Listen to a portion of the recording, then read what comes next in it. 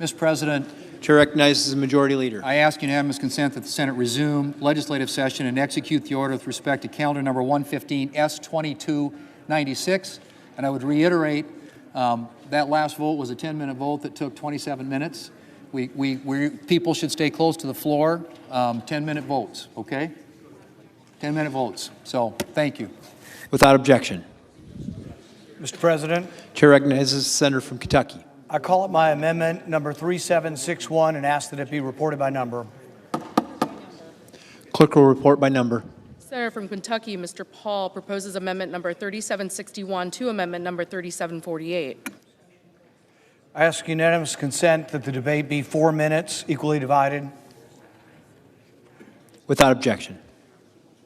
Mr. President, the Federal Reserve pays both foreign and domestic banks to simply park their money in Fed accounts. In other words, to not loan money at all. Over the past 5 years, the Fed's big bank bailout amounts to over $500 billion. This bailout causes the Fed to operate at a loss, which means that the Fed cannot remit profits to the taxpayer as it normally does.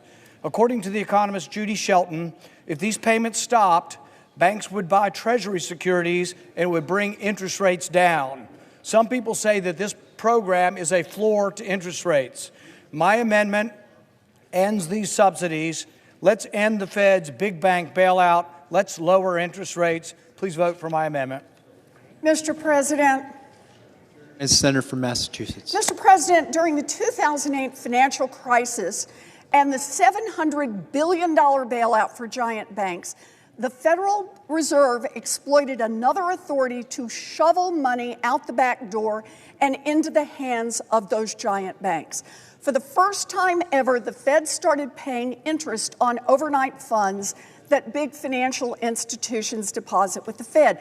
This was a dream come true for those financial giants.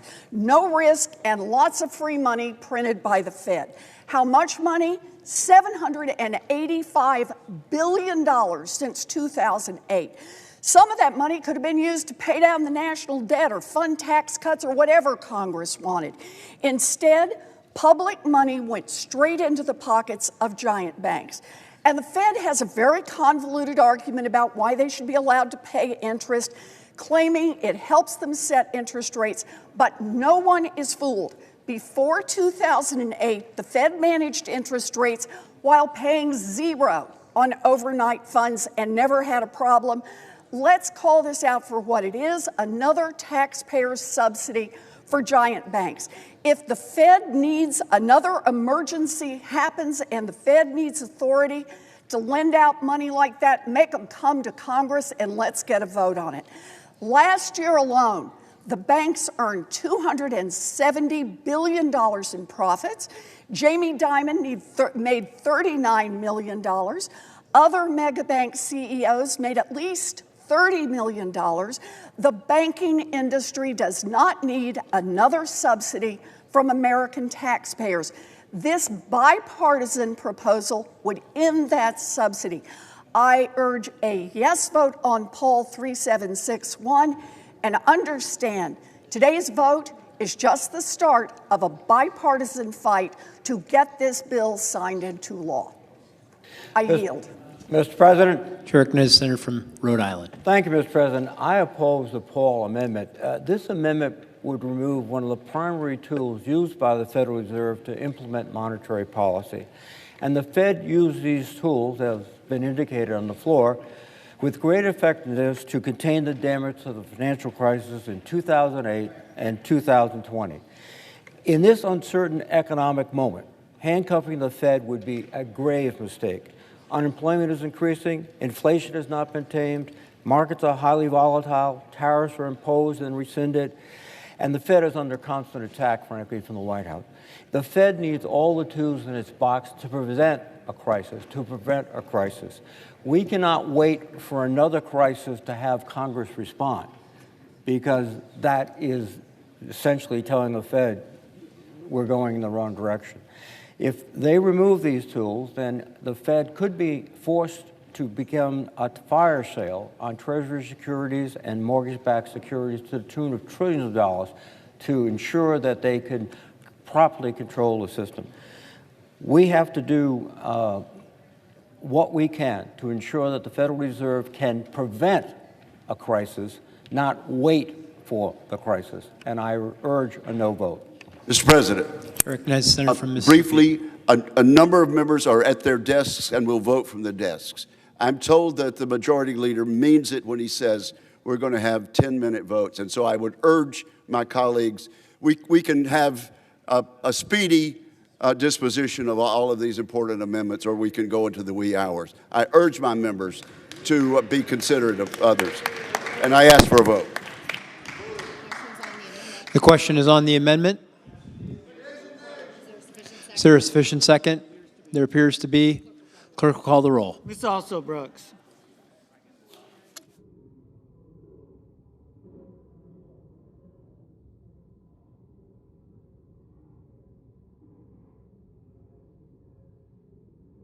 Ms. Baldwin.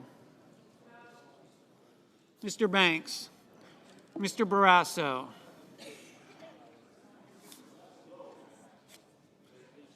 Mr. Bennett.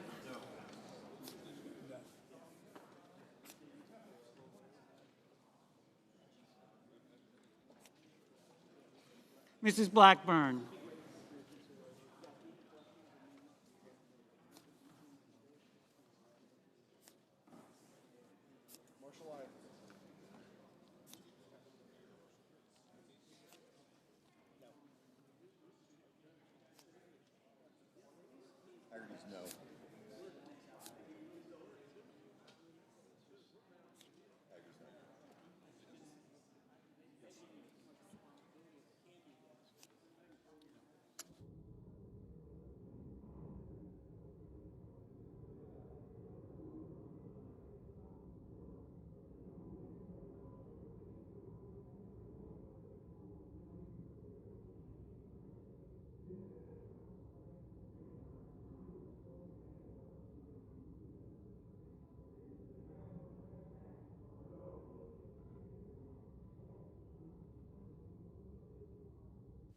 Mr. Blumenthal.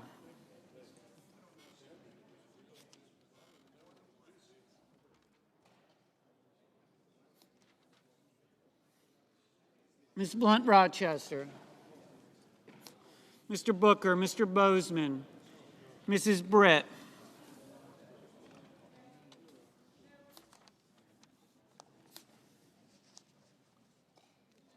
Mr. Budd.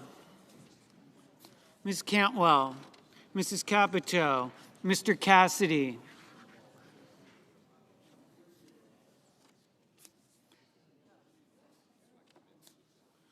Ms. Collins.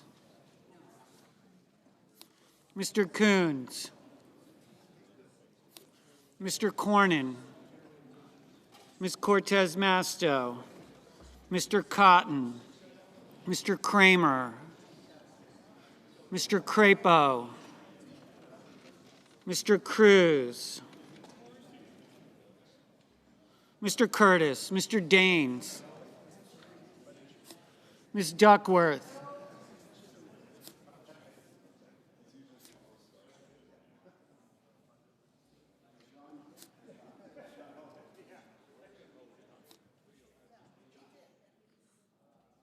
Mr. Durbin,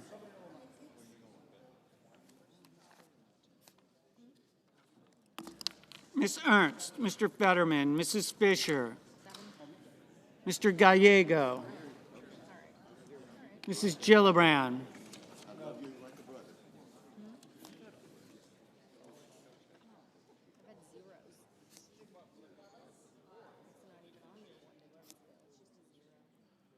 Mr. Graham, Mr. Grassley,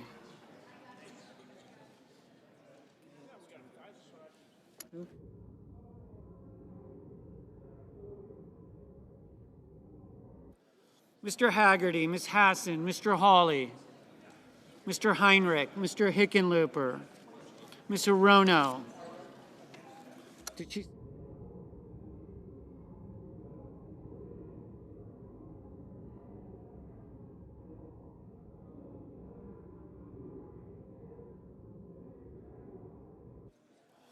Mr. Hoven, Mr. Husted, Mrs. Hyde-Smith. Mr. Johnson.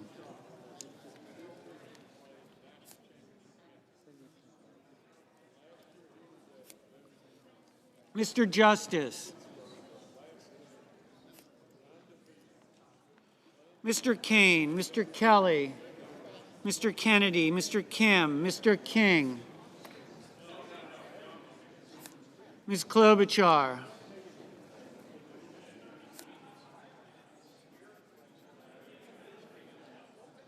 Mr. Lankford, Mr. Lee,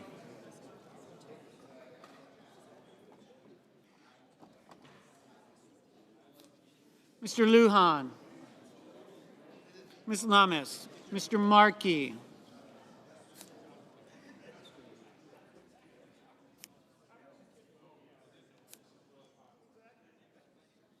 Mr. Marshall, Mr. McConnell, Mr. McCormick, Mr. Merkley, Mrs. Moody, Mr. Moran,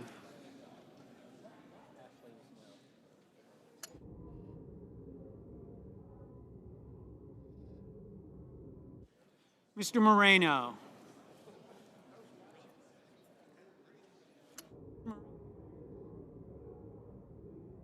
Mr. Mullen, Ms. Murkowski, Mr. Murphy, Mrs. Murray, Mr. Ossoff, Mr. Padilla, Mr. Paul, Mr. Peters, Mr. Reed, Mr. Ricketts,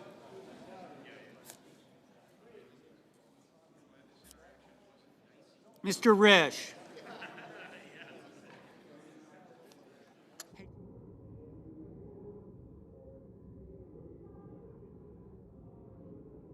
Ms. Rosen, Mr. Rounds, Mr. Sanders, Mr. Schatz, Mr. Schiff,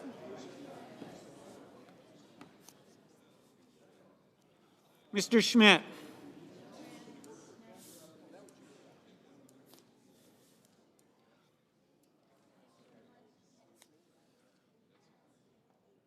Mr. Schumer, Mr. Scott of Florida, Mr. Scott of South Carolina, Mrs. Shaheen, Mr. Sheehy, Ms. Slotkin, Ms. Smith, Mr. Sullivan, Mr. Thune, Mr. Tillis, Mr. Tuberville, Mr. Van Hollen, Mr. Warner, Mr. Warnock, Ms. Warren, Mr. Welch, Mr. Whitehouse, Mr. Wicker, Mr. Wyden, Mr. Young,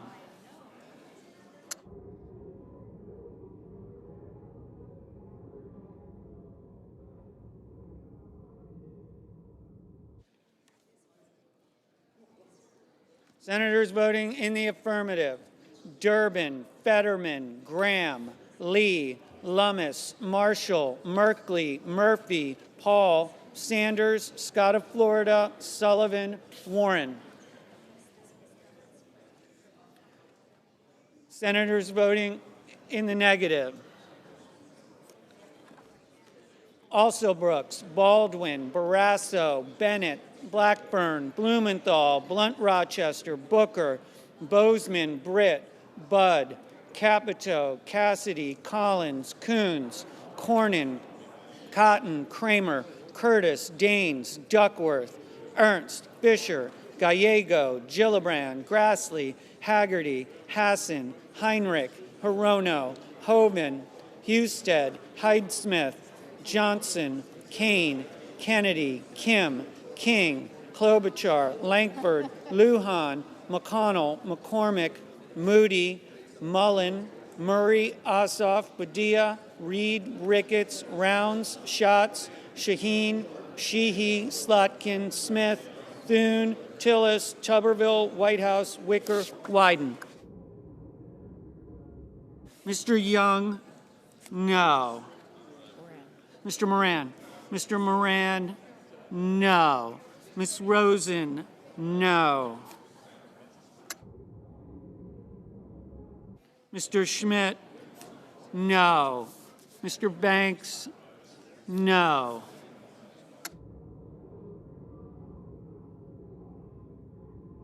Mr. Kelly, no.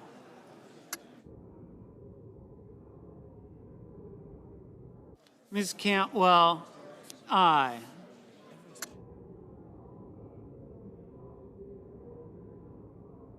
Mr. Peters, no.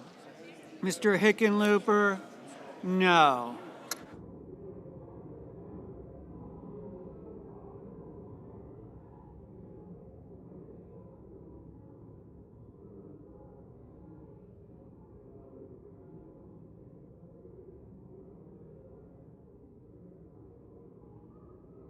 Mr. Moreno, no. Mr. Warnock, no. Mr. Welch, aye.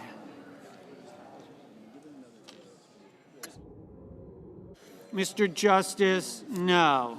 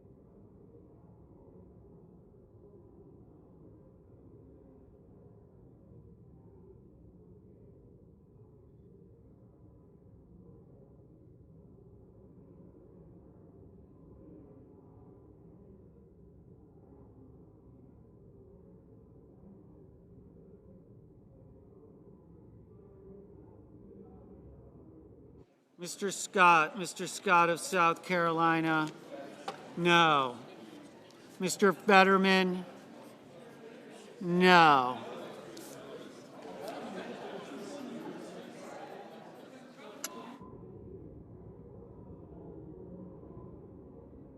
Mr. Crapo, no.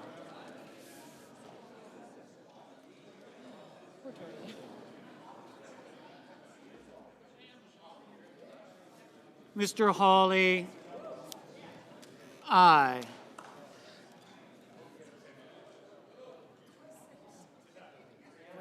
Yeah, he's counting. Mr. Graham, no. Mr. Warner, no.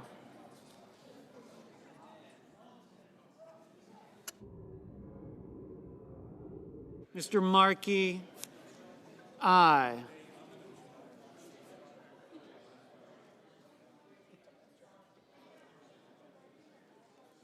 Mr. Sullivan, no.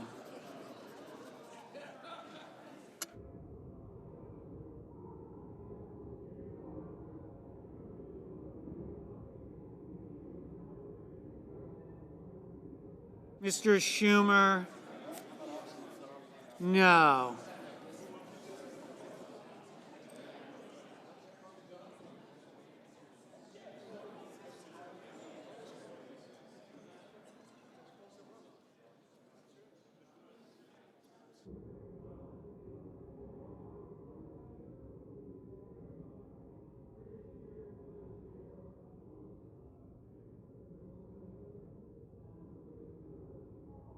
Mr. Risch, no.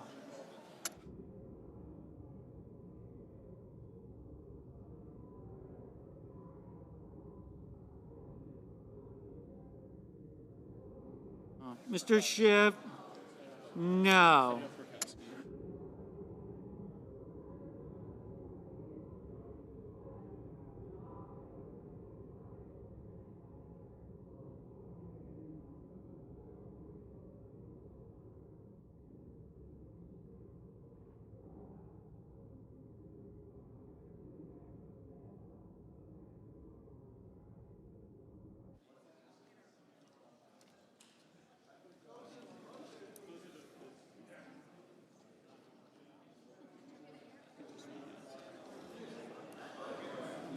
14 and 82.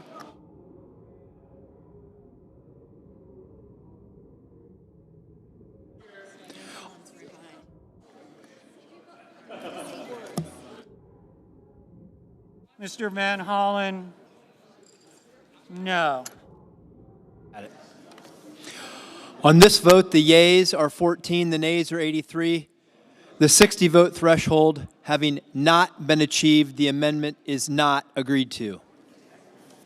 Cruz? Yeah.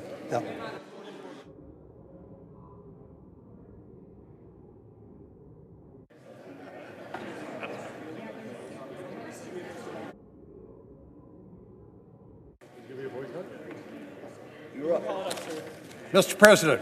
Chair recognizes the senator from Texas. Mr. President, I would call up Amendment 3274 and ask that it be reported by number.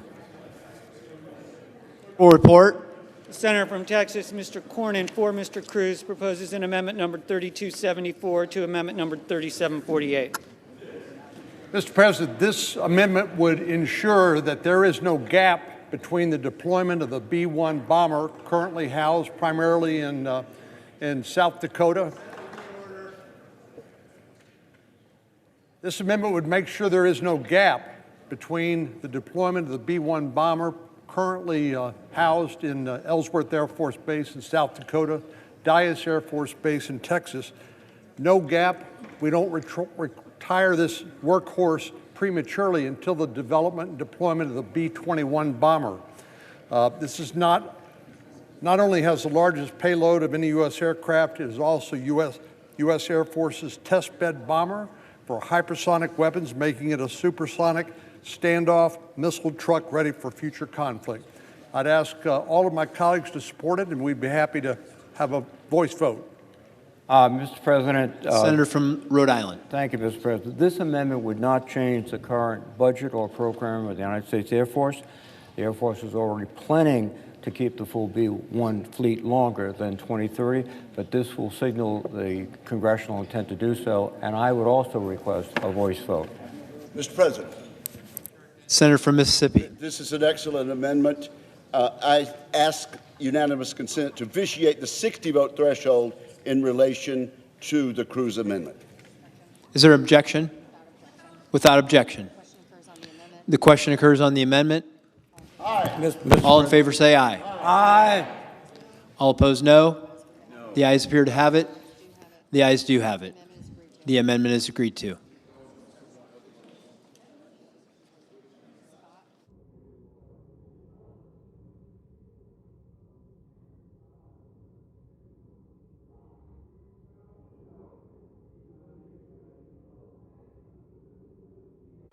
You want to move on to Marshall? Shall we move on to Marshall? Rick Scott.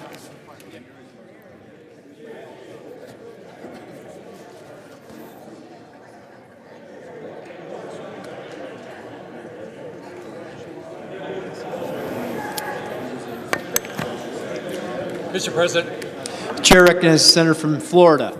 I ask unanimous consent. Senate will be in order. 2 minutes for each side. Could you call up your amendment, please? Okay.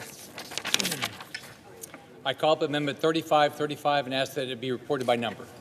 The clerk will report. The senator from Florida, Mr. Scott, proposes an amendment number 3535 to amendment number 3748. I ask that each side have 2 minutes to discuss it. Without objection. Okay. I rise today to offer my amendment, Scott 3535, to bring accountability and transparency to every American, including our brave servicemen and women. For too long, our nation's central bank, under the leadership of Jay Powell, has failed to do its basic duty of providing stability for American families. Jay Powell's Federal Reserve has not only mismanaged the Federal's monetary policy, but has overseen regulatory and bank failures, reports of corruption, unethical practices among its own members, and a flagrant disregard for the best interests of American families. This has all been completely overlooked by their Inspector General because he is handpicked by the Fed chairman, reports to the Fed chairman, and gets paid by the Fed chairman. He sets his salary. It's a clear conflict of interest. We need accountability at the Fed to rebuild the public's trust, and that means bringing in an independent, Senate-confirmed Inspector General at the Federal Reserve. I urge all my colleagues to support this bipartisan effort to establish an independent inspector general at the Federal Reserve so we can bring true accountability to the Fed and ensure the central bank is working in America's best interest. I now refer to my colleague, Senator Warren. Mr. President. Chair recognizes the senator from Massachusetts. Mr. President, I rise to support Senator Scott's bill that would increase oversight of the Federal Reserve. I believe in Fed independence so the Fed can do its work setting interest rates and maximizing employment. But independence does not mean insulation from following the rules, especially ethics rules. For years, the Fed has rebuffed congressional oversight, and for years, Fed officials have been caught up in ethics scandals without any accountability. Unlike virtually every other major federal agency, the Fed hires and fires and sets the salary for its own inspector general. That means that in 2021, when high-level Fed officials were embroiled in a scandal involving financial trades they made during the COVID pandemic, the Fed's own in-house IG conducted the only investigation and said essentially nothing to see here. Maybe that's right, but the Fed's watchdog should be truly independent and able to call out abuses. I urge a yes vote. Mr. President.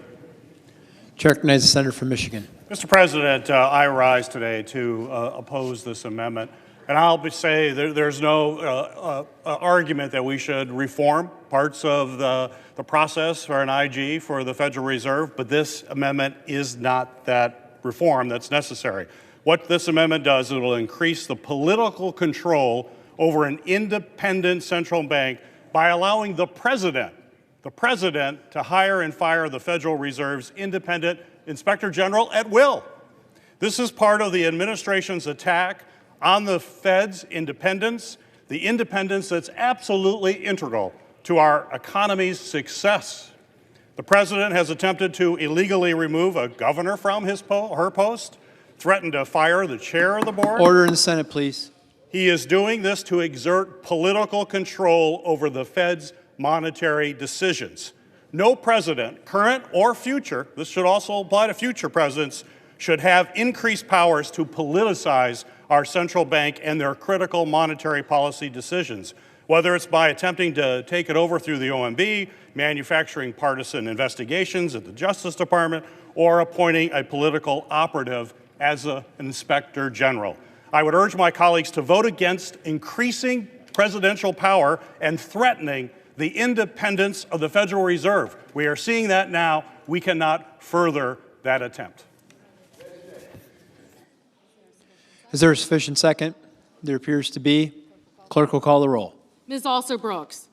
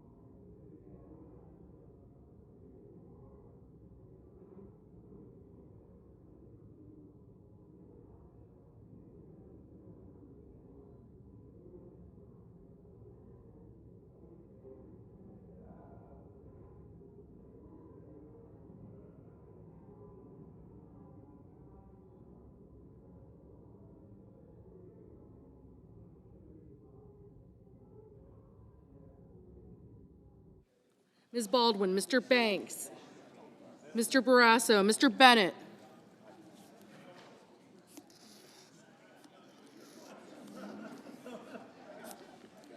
Mrs. Blackburn, Mr. Blumenthal,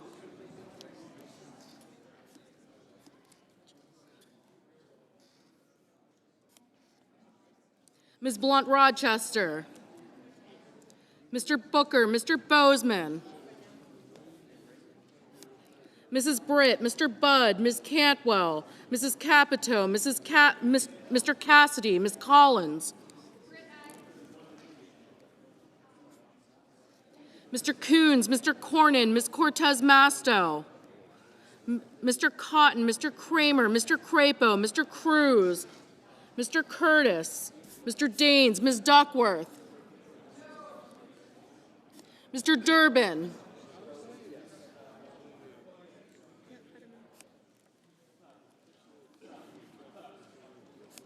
Ms. Ernst, Mr. Fetterman, Mrs. Fisher, Mr. Gallego, Mrs. Gillibrand, Mr. Graham, Mr. Grassley, Mr. Haggerty, Ms. Hassan, Mr. Hawley, Mr. Heinrich, Mr. Hickenlooper,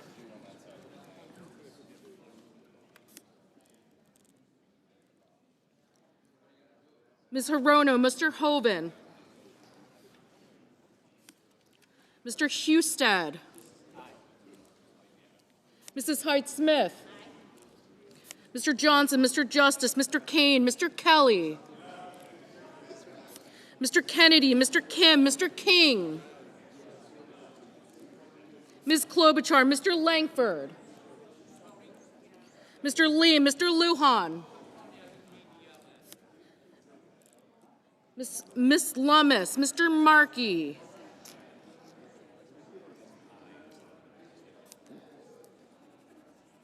Mr. Marshall, Mr. McConnell, Mr. McCormick, Mr. Merkley, Mrs. Moody, Mr. Moran,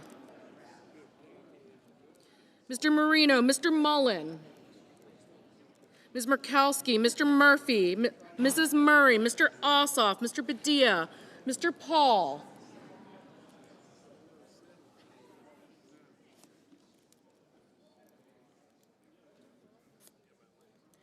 Mr. Peters, Mr. Reed, Mr. Ricketts, Mr. Risch, Ms. Rosen, Mr. Rounds, Mr. Sanders, Mr. Schatz, Mr. Schiff, Mr. Schmidt, Mr. Schumer. Okay.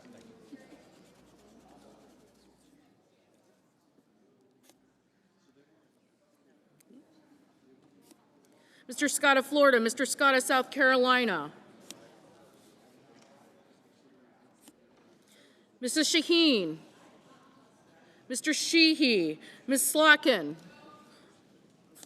Ms. Smith, Mr. Sullivan, Mr. Thune, Mr. Tillis, Mr. Tuberville, Mr. Van Hollen, Mr. Warner, Mr. Warnock, Ms. Warren, Mr. Welch,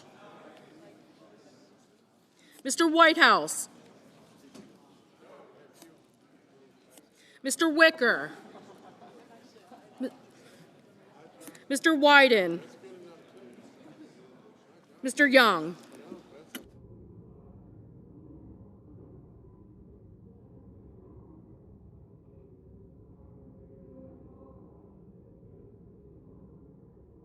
Senators voting in the affirmative: Banks, Barrasso, Blackburn, Britt, Budd, Cantwell, Capito, Cassidy, Cornyn, Cotton, Kramer, Curtis, Daines, Durbin, Ernst, Fetterman, Fisher, Graham, Haggerty, Hawley, Hoven, Husted, Hyde-Smith, Johnson, Justice, Lee, Lummis, Markey, Marshall, McCormick, Moody, Marino, Ricketts, Risch, Sanders, Schmidt, Scott of South Carolina, Sullivan, Thune, Tuberville, Warren, Wicker, and Young.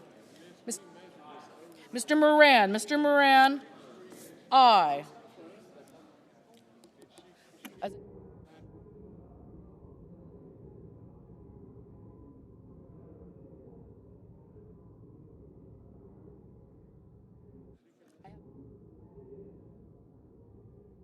Mr. Scott of Florida, aye. Mr. Merkley, aye. Senators voting in the... Mr. Langford, aye. Senators voting... Mr. Mullen, aye. Senators voting in the negative. Also Brooks, Baldwin, Bennett, Blumenthal, Booker, Collins, Coons, Crapo, Duckworth, Gallego, Gillibrand, Grassley, Hassan, Heinrich, Hickenlooper, Hirono, Kane, Kelly, Kennedy, Kim, King, Klobuchar, Lujan, McConnell, Murkowski, Murray, Ossoff, Padilla, Peters, Reed, Rosen, Rounds, Schatz, Schiff, Shaheen, Sheehy, Slotkin, Smith, Van Hollen, Warner, Warnock, Welch, and Whitehouse.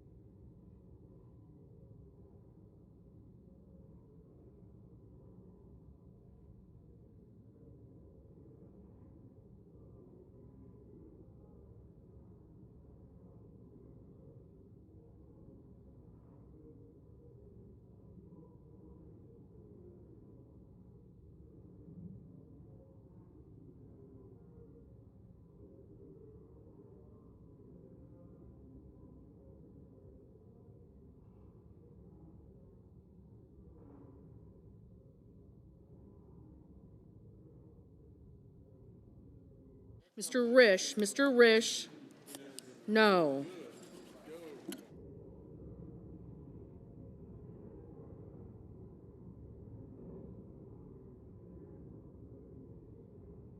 Mr. Bozeman, aye. Ms. Blunt-Rochester, no.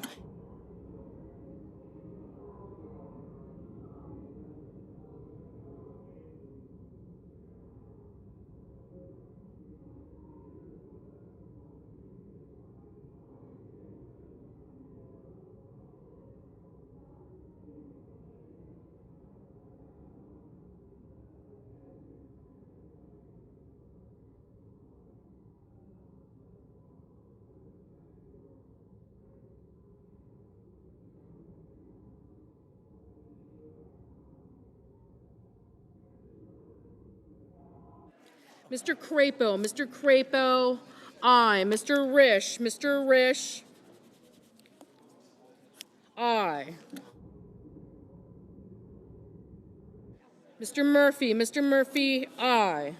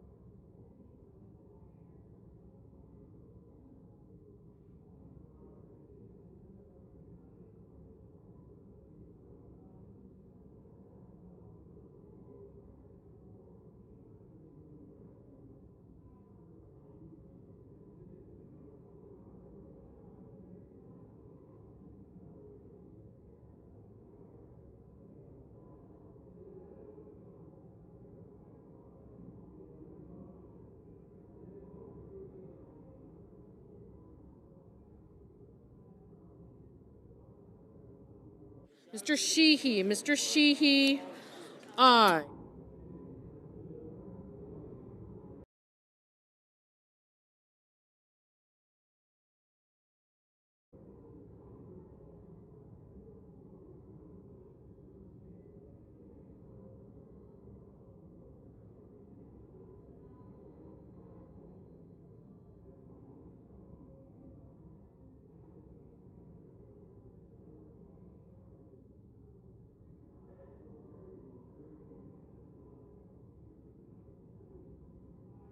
Mr. Wyden, aye. Mr. Schumer, no.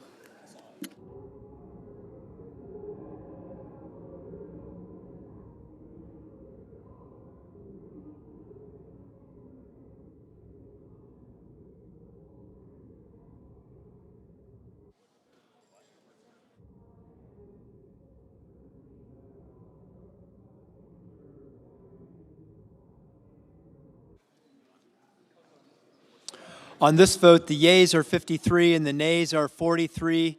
The 60-vote threshold having not been achieved, the amendment is not agreed to.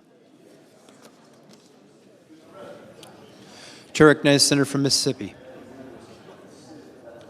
In order be the Curtis Amendment 3697.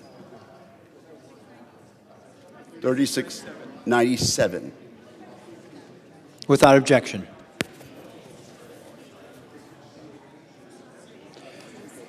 Chair recognizes Senator from Utah. Senate will be in order.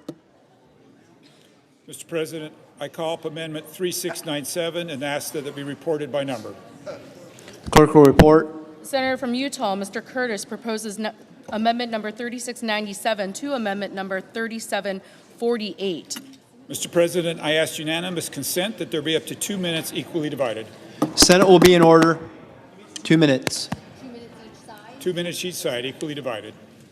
Without objection. Without objection. Order, please. Mr. President, Chair recognizes Senator from Utah. I rise today in support of my amendment to create a pilot program to address the shortcomings in the locality pay system that are impacting Utah and likely impacting all of you and your military installations and all of your federal employees around this country. The outdated locality pay formula has several flaws in its metrics. In my state, it doesn't take into account blue-collar workers. It doesn't even take into account cost of living. My amendment creates a pilot program for OPM to use Utah's situation as a case study on these pay disparities to improve the formulas for all of us. It's a top priority for Hill Air Force Base and a top priority for me. I suspect in many of your cases it's a priority as well. I urge my colleagues to vote for my amendment. Mr. President. Chair recognizes Senator from Michigan. Thank you, Mr. President. First off, I would just like to say I'd like to thank my colleague from Utah for raising this incredibly important issue. I have also heard about this issue with federal locality pay in my home state in Michigan.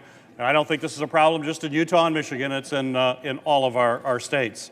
However, I have concerns about how this amendment, as drafted, could unintentionally weaken existing safeguards that ensure consistency and competitive salaries across the federal workforce.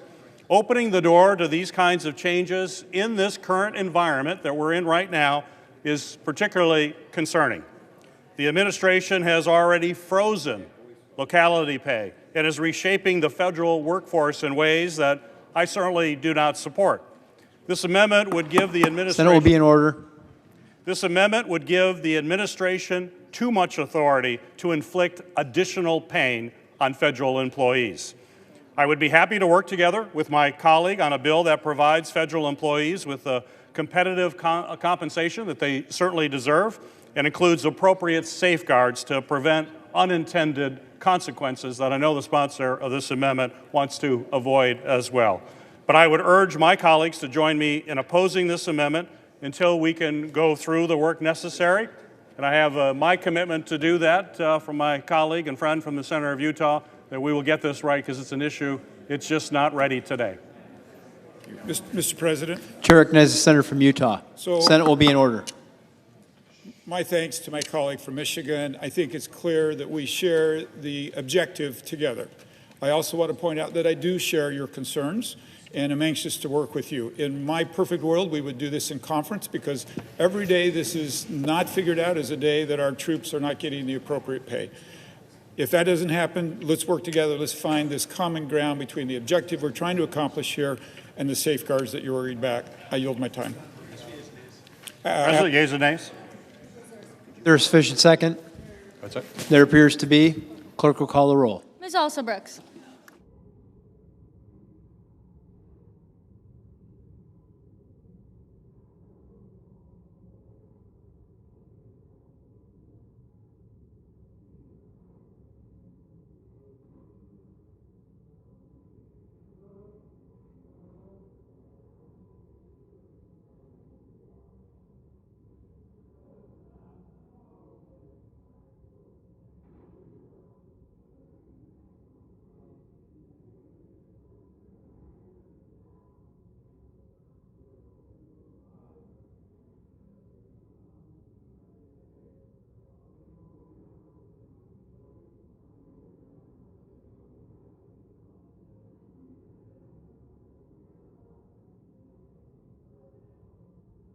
Ms. Baldwin.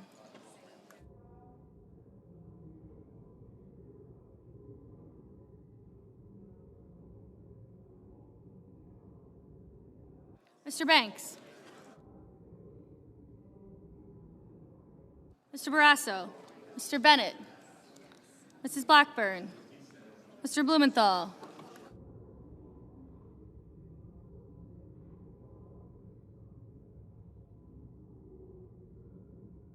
Ms. Blunt Rochester.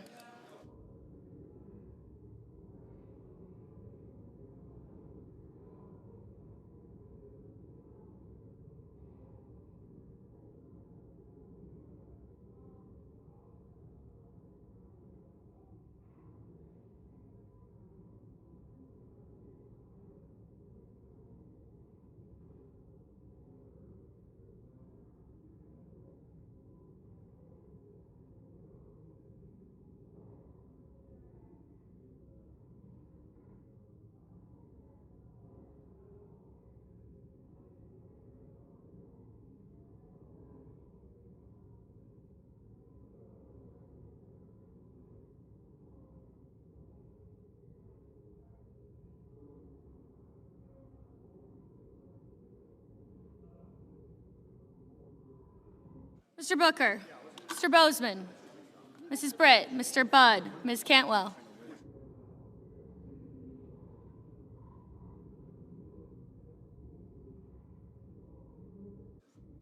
Mrs. Capito. Mr. Cassidy. Ms. Collins.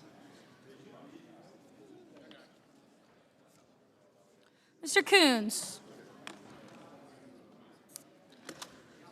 Mr. Cornyn. Ms. Cortez Masto. Mr. Cotton. Mr. Kramer.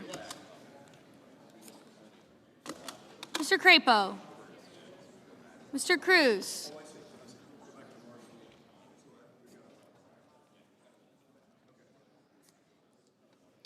Mr. Curtis.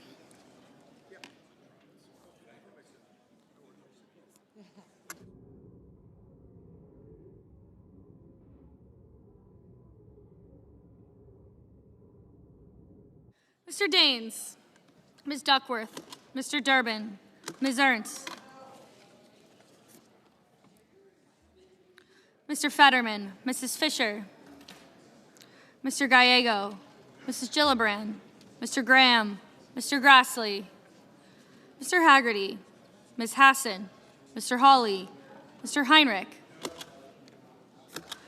Mr. Hickenlooper, Ms. Hirono,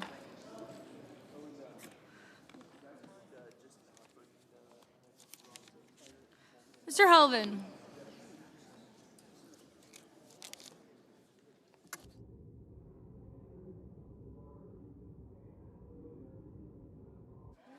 Mr. Husted.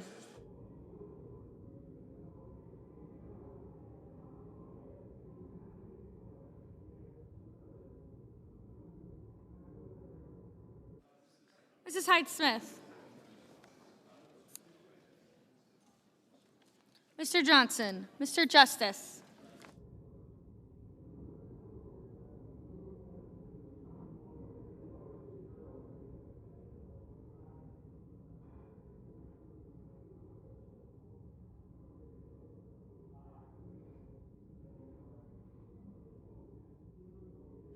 Mr. Kane, Mr. Kelly, Mr. Kennedy, Mr. Kim, Mr. King, Ms. Klobuchar, Mr. Langford, Mr. Lee, Mr. Lujan, Ms. Lummis, Mr. Markey, Mr. Marshall, Mr. McConnell, Mr. McCormick, Mr. Merkley, Mrs. Moody, Mr. Moran, Mr. Marino, Mr. Mullen, Ms. Murkowski, Mr. Murphy,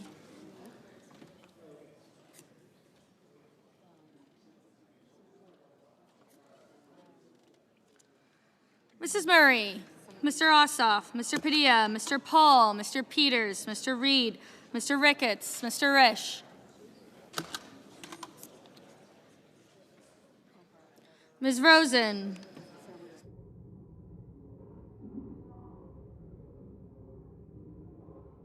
Mr. Sanders, Mr. Schatz,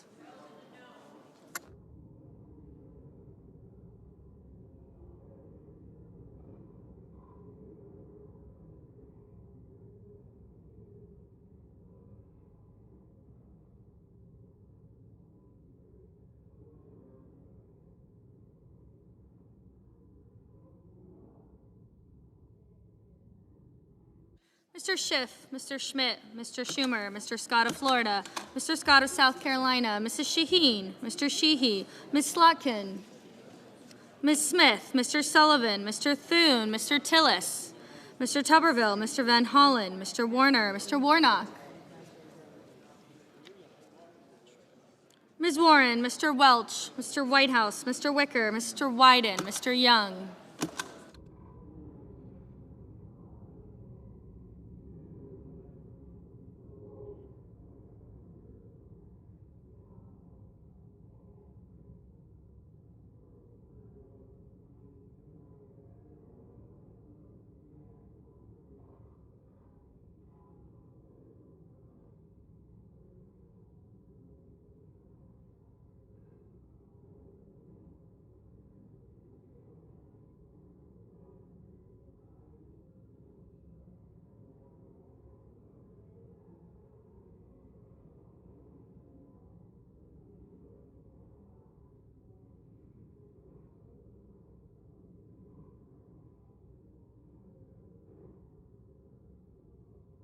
Senators voting in the affirmative: Banks, Barrasso, Blackburn, Britt, Budd, Capito, Cassidy, Collins, Cornyn, Kramer, Curtis, Durbin, Fisher, Graham, Husted, Height-Smith, Johnson, Justice, Kane, Kennedy, Lee, Lummis, Marshall, McCormick, Moody, Moran, Marino, Mullen, Murkowski, Paul, Ricketts, Schmidt, Scott of Florida, Scott of South Carolina, Sheehy, Sullivan, Thune, Tuberville, Welch, Wicker, and Young. Senators voting in the negative: Alsobrooks, Baldwin, Bennett, Blumenthal, Blunt-Rochester, Cantwell, Coons, Duckworth, Ernst, Fetterman, Gallego, Gillibrand, Grassley, Hassan, Heinrich, Hickenlooper, Hirono, Kelly, Kim, King, Klobuchar, Lujan, Markey, Merkley, Murray, Ossoff, Padilla, Peters, Reed, Rosen, Rounds, Sanders, Schiff, Schumer, Shaheen, Van Hollen, Warner, Warren, Whitehouse, and Wyden. Mr. Schatz, no. Mr. Murphy, no. Mr. Daines, aye. Mr. Hoven, aye.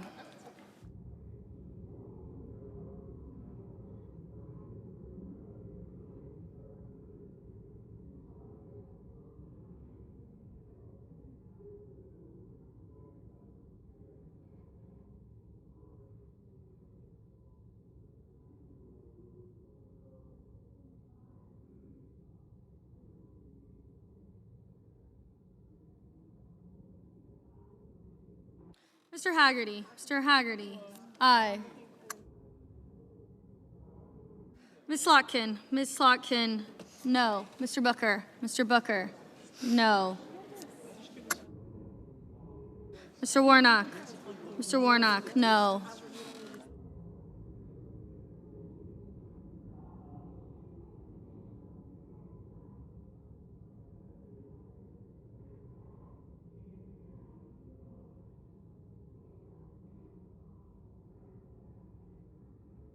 Mr. Hawley. Mr. Hawley. Aye.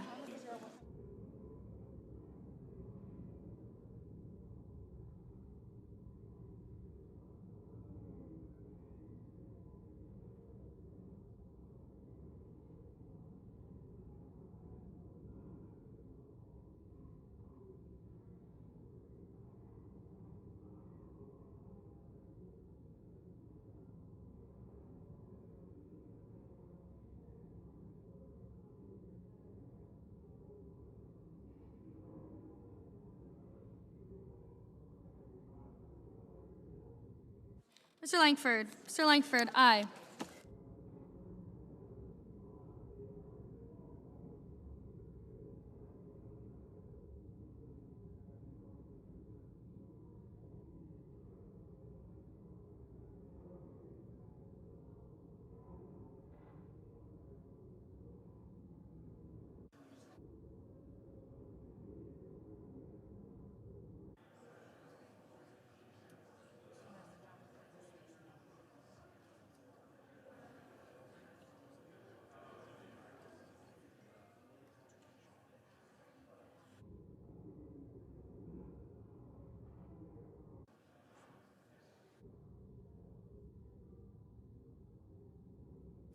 Mr. Bozeman. Mr. Bozeman. Aye. Mr. Risch. Mr. Risch. Aye. Ms. Smith. Ms. Smith. No. Mr. Crapo. Mr. Crapo. Aye.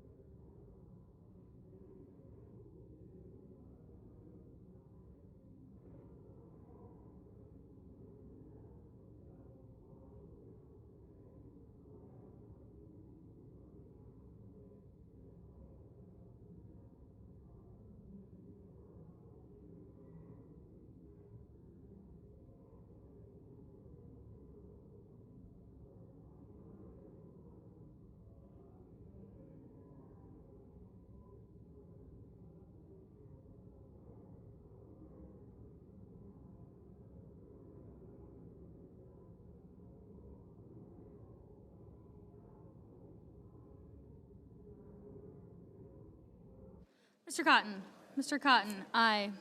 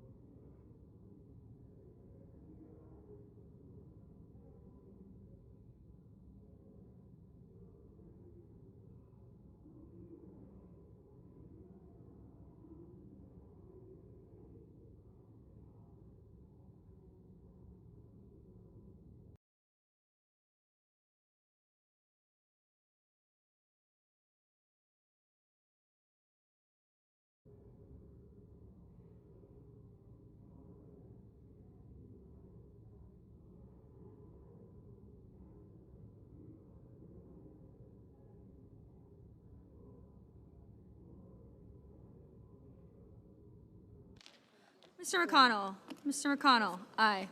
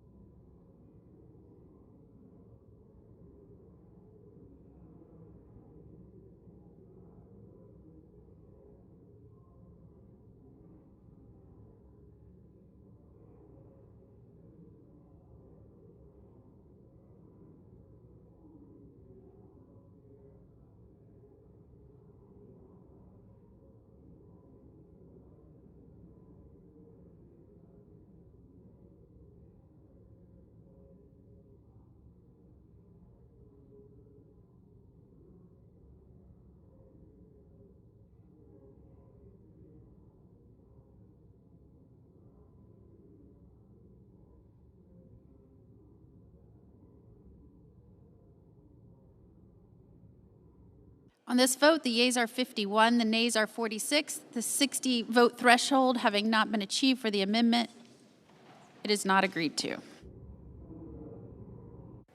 Senator from Mississippi. I ask unanimous consent that the next amendment in order be the Cotton-Gillibrand, number 3759, and I further ask unanimous consent to vitiate the 60 vote threshold in relation to that amendment. Is there objection? Without objection. Madam President, I call up the Gillibrand-Cotton Amendment 3759 and ask it to be reported by number. Clerk will report. The senator from New York, Mrs. Gillibrand, for Mr. Cotton, amendment number 3759 to amendment number 3748. Madam 2 President. minutes of debate equally divided. Madam President, I rise in support of amendment number 3759, the Comprehensive Operations for Unmanned System Neutralization and Threat Elimination Response Act, or the Counter Act. This is a common sense amendment to mitigate threats to military facilities from unmanned aircraft systems. Hundreds of drones have been spotted in the vicinity of military installations over the past few years, including military-sensitive sites like Langley Air Force Base. But current laws give the Department of Defense quite limited authority to mitigate these threats, and the patchwork of interagency coordination required to address them leaves gaps that endanger our military bases and the men and women who serve there. This is an alarming threat to our national security.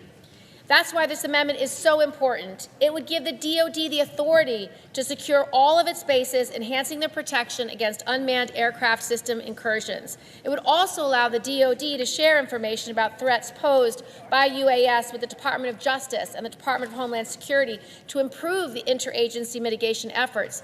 Additionally, the amendment includes language that protects Americans' privacy and constitutional rights while still meeting the needs of the military to protect our service members and sensitive military sites. I urge my colleagues to vote for this amendment to strengthen our national security and protect our military facilities. Madam President. Senator from Arkansas. I thank Senator Gillibrand for her work with me on this legislation. I think most Americans, and not a few senators, are shocked when they learn how little defenses our troops have against drones that are approaching their military bases. They really have to wait until an unidentified drone demonstrates hostile intent before they can neutralize the threat. That's not what we would say if a box truck was driving up to a base. We shouldn't have to say it if a drone is approaching a base. Senator Gillibrand cited a lot of recent threats here.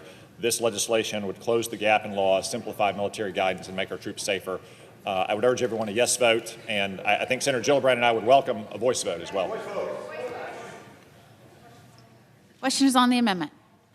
All those in favor say aye. All those opposed, no. The ayes appear to have it. The ayes do have it. The amendment is agreed to.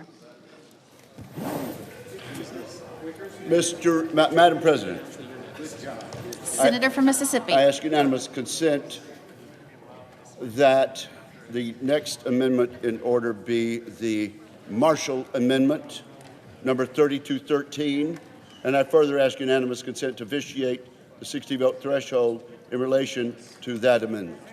Without objection. Madam President. Senator from Kansas. Madam President, I call my amendment 3213 and ask that it be reported by number. The clerk will report.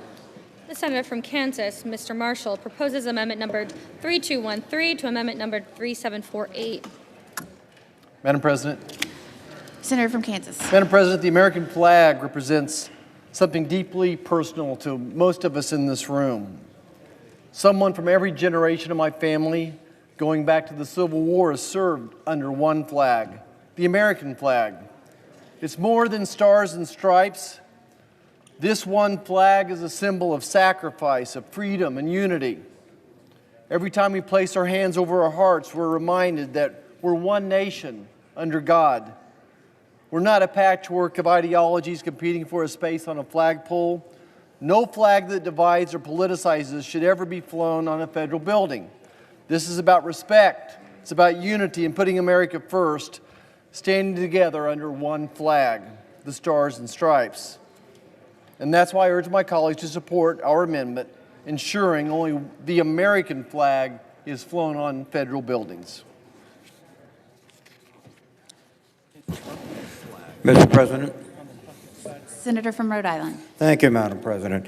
Senator Marshall's amendment would prohibit any flag other than the U.S. flag from being flown outside or in publicly accessible areas of military installations, public buildings of the United States, American embassies and consulates, and in public areas of congressional office buildings, including hallways.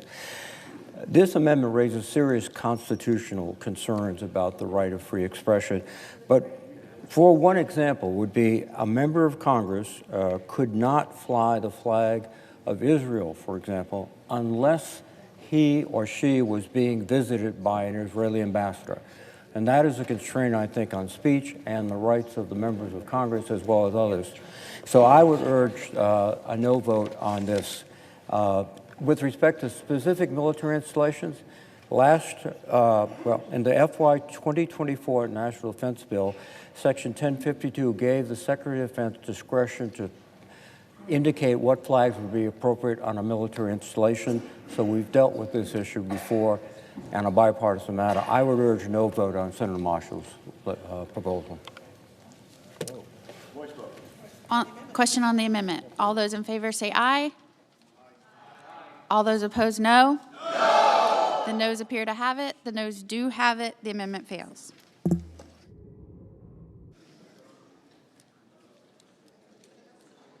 I don't have to visit.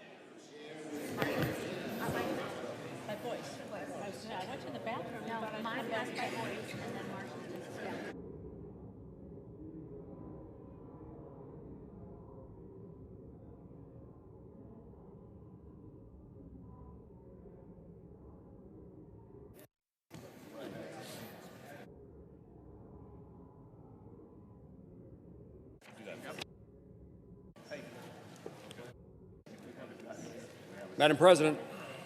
Senator from Kansas. Madam President, I call up my amendment 3814 to substitute amendment 3748 and ask that it be reported by number. The clerk will report. The senator from Kansas, Mr. Moran, proposes amendment numbered 3814 to amendment numbered 3748. Madam President, I ask my colleagues to support amendment number 3814 to the NDAA. This amendment would improve collaboration between the Department of Veterans Affairs and the Department of Defense to expand access to care for veterans and support greater utilization of military medical treatment facilities. Current law allows DoD to downgrade the scope of a military treatment facility if the facility volume doesn't justify the capacity of patients and if surrounding communities can absorb this capacity. My amendment, which incorporates feedback from DoD and VA, would require improved outreach, education, training, and partnership between the VA and DoD. It would make certain that excess capacity at military medical treatment facilities is used to increase access to care for veterans living in that community, while also providing more training opportunities for DoD personnel.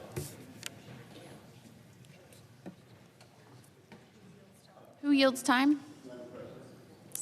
I Senator from ask unanimous consent to vitiate the 60-vote threshold in relation to the Moran Amendment number 3814. Without objection. Voice vote.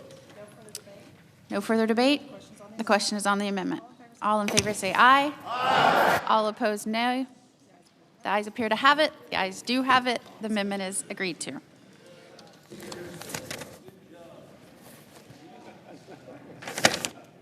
Way to go, Jerry.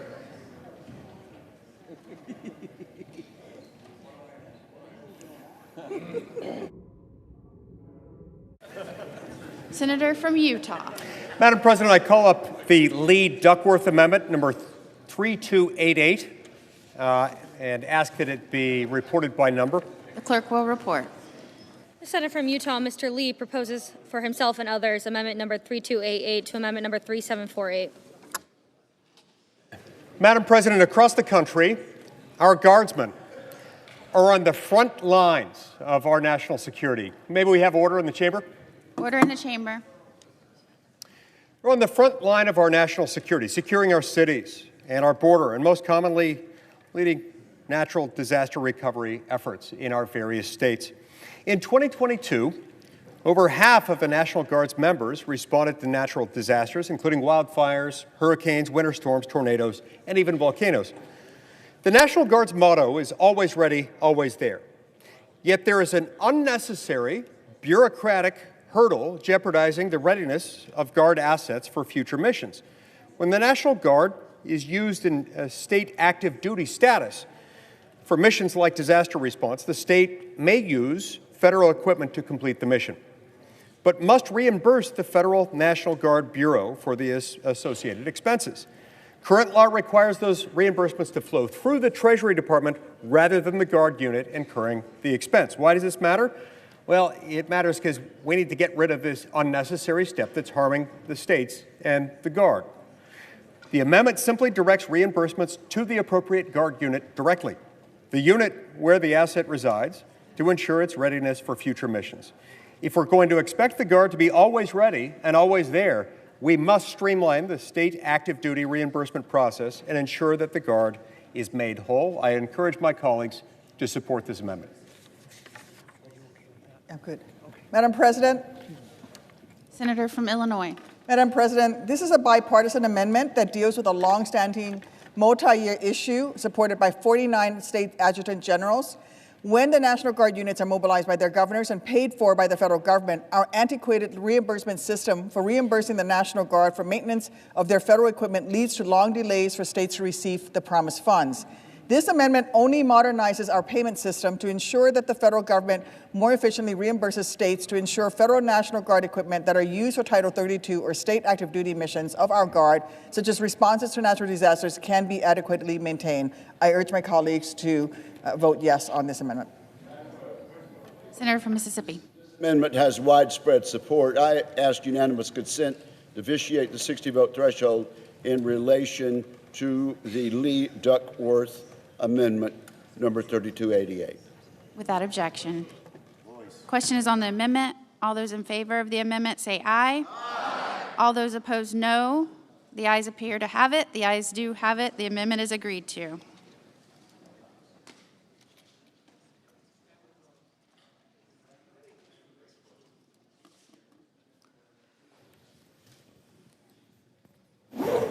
Madam President. Senator from Texas. Madam President, I call up the Cornyn-Cortez-Masto Amendment 3926 and ask for that it be reported by number. The clerk will report. The Senator from Texas, Mr. Cornyn, for himself and others, proposes amendment number 3926 to amendment number 3748. Madam President, I'd ask unanimous consent that Senator Warren and I be allowed to speak with 2 minutes divided between us, a minute each. Without objection. If this amendment sounds familiar, it is. It passed the 118th Congress by a vote of 91-6. Simply stated, this is a transparency bill that will give us some insight into the amount of money being invested in the People's Republic of China and the extent to which those investment dollars are directly flowing into the arsenal of our greatest strategic adversary, the People's Republic of China. The U.S.-China Economic and Security Commission noted that the United States is the most important foreign source of investment to semiconductors, quantum computing, and AI in China. Because of China's military fusion strategy, these investments are directly bolstering the People's Liberation Army. A vote for this amendment will provide transparency to us as policymakers to know where the money is going and how it's being used in China, hopefully in a way we can protect ourselves and protect our interests in the Indo-Pacific. Madam President, Senator from Massachusetts. we have a responsibility to ensure that the United States remains the world's leader in advanced technology. There is broad bipartisan agreement that we should be developing the most sensitive, cutting-edge technologies right here at home, rather than funding their development in countries that do not share our values. This amendment would advance that goal by codifying a program that to screen specific types of U.S. investments in China and other countries of concern. It would protect our national security and help ensure that American ingenuity, innovation, and investment do not end up turbocharging these countries' advancements in fields like artificial intelligence, quantum computing, and microelectronics. I commend Senators Cortez Masto and Cornyn for their leadership in this effort and look forward to working with my colleagues to get a version of this important legislation signed into law. Today's vote is an important bipartisan step to protect American innovation and safeguard our national security. I urge a yes vote. Madam President, this is an extremely important amendment which will protect America's interests. And I ask unanimous consent to vitiate the 60-vote threshold in relation to the amendment Cornyn-Cortez Masto 3926. Without objection. The question is on the amendment. All those in favor of the amendment say aye. Aye. All those opposed, no. The ayes appear to have it. The ayes do have it. The amendment is agreed to.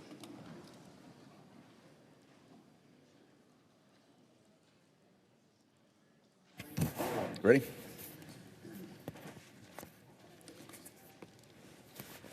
Madam President. Senator from Tennessee. I call up my amendment number 3841 to substitute amendment 3748 and ask that it be reported by number. The clerk will report. The Senator from Tennessee, Mr. Haggerty, for himself and Mr. Peters, proposes amendment number 3841 to amendment number 3748. Madam President, I stand before you today to urge the adoption of the Haggerty-Peters amendment for the bipartisan Biosecure Act. The Biosecure Act is rooted in basic common sense. It would stop U.S. taxpayer money from going to Chinese biotechnology companies that are aligned with the People's Liberation Army, companies like BGI. The threat we face is real and it's growing. The Communist China has openly identified biotechnology as a key domain for future warfare.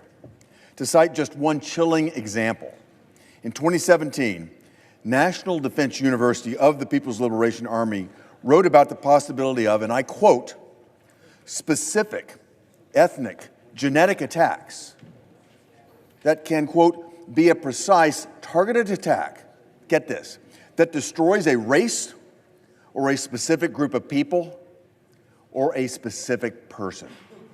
This is bone-chilling, this is real, and this is the objective of the CCP and the PLA through this DNA data collection. The Chinese military entity added that, quote, its potentially huge war effectiveness can bring extreme panic to human beings. Of course it would. That's not science fiction. That's a PLA strategy document. And companies like BGI, one of the so-called national champions of Chinese biotech, are in position to facilitate what was once heretofore unthinkable, a genetically targeted bioweapon. Evidence suggests that BGI is working with China's military to conduct joint research. It's using the Chinese military supercomputers to process biodata.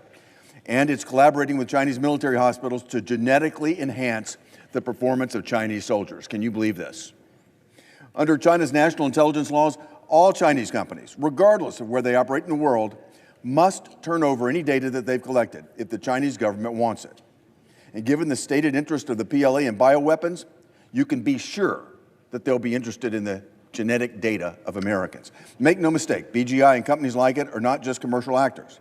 They're tools of the CCP, collecting, storing, and analyzing DNA for millions of people worldwide, including the genetic data of Americans that they collect, very often without informed consent. That's why the Department of War has already singled out BGI on its list of communist companies that operate in the United States and that collaborate with the People's Liberation Army. The solution is simple. The Biosecure Act stops U.S. taxpayer money from flowing to biotechnology companies of concern. It ensures the federal government cannot buy from, contract with, nor subsidize CCP-controlled biotech firms that put at risk the DNA of American citizens and the security of the United States. It gives industry an adjustment period when new entities are designated as biotechnology companies of concern, and it provides limited waiver authority where absolutely necessary on a case-by-case basis. Madam President, just last month,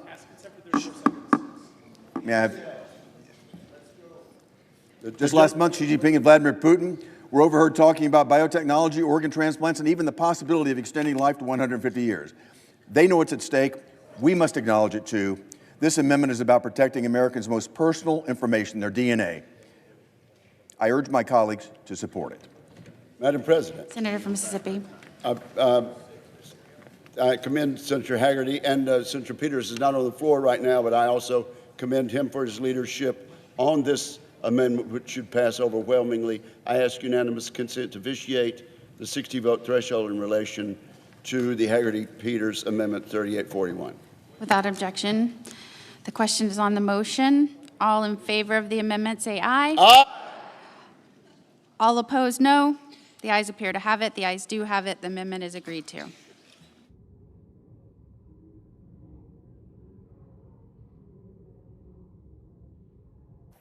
Madam President, Democratic Leader. I call up my Amendment 3109 to Amendment 3748 and ask that it be reported by number. The clerk will report. The Senator from New York, Mr. Schumer, proposes for himself and others Amendment number 3109 to Amendment number 3748. Madam President, back in May, President Trump accepted the largest foreign gift to an American president in modern history, a $400 million luxury Boeing 747 for use as Air Force One. It's outrageous that President Trump wants to fly around the world like a king while Americans are getting hammered by tariffs, paying more for health care, groceries, rents, electricity. Some say this plane was gifted and it didn't cost the U.S. anything, but make no mistake about it. Merely retrofitting this foreign-owned luxury jet to make it fully operational will cost hundreds of millions of taxpayer dollars. That's money that shouldn't be wasted.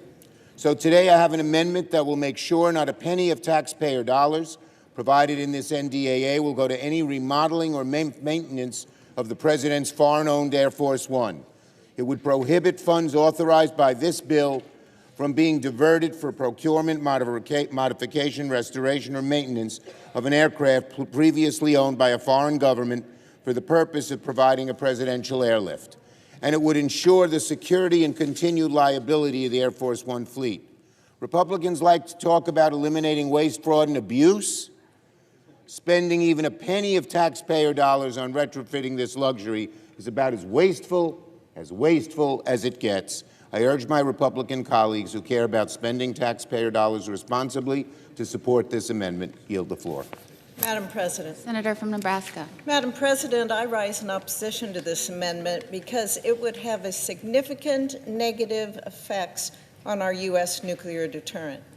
In addition to the obvious jab at President Trump, the way the amendment is drafted would affect one of our military's most important programs, the Survivable Air Operations Center, otherwise known as the Doomsday Plane. This aircraft program is crucial to ensuring command and control for the President if we are attacked with nuclear weapons. It is an important part of our nuclear deterrent. The program purchased a Boeing 747 aircraft from Korean Air, and thus this program would be unable to spend appropriated money this year if this amendment passes. For those reasons, I urge a no vote. Is there a sufficient second? There appears to be. Clerk will call the roll. Ms. Alsobrooks, Ms. Baldwin, Mr. Banks, Mr. Barrasso. Thank you. Mr. Bennett.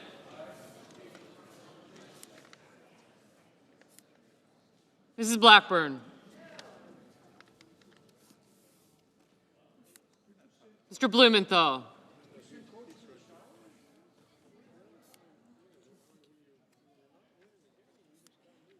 Ms. Blunt Rochester. Mr. Booker. Mr. Bozeman.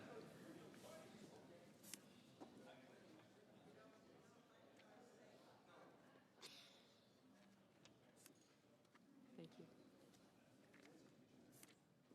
Mrs. Britt. Mr. Budd. Thank you. Ms. Cantwell. Mrs. Capito. Mr. Cassidy.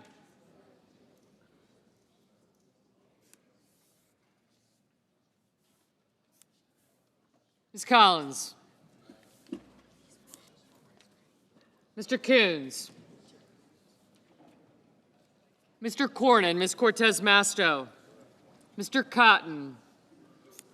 Mr. Kramer.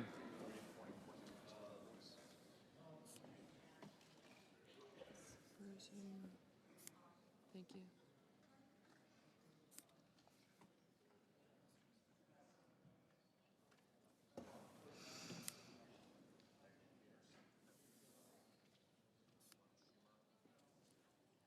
Okay, thank you. I got you both.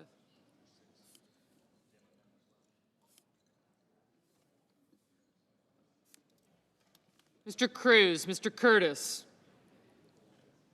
Mr. Daines, Ms. Duckworth,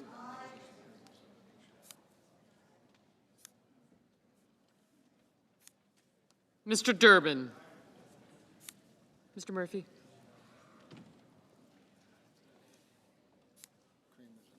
Thank you. Thank you. Yep.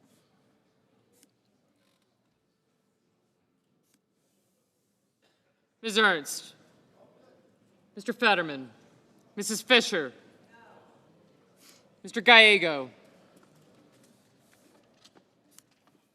Mrs. Gillibrand, Mr. Graham, Mr. Grassley,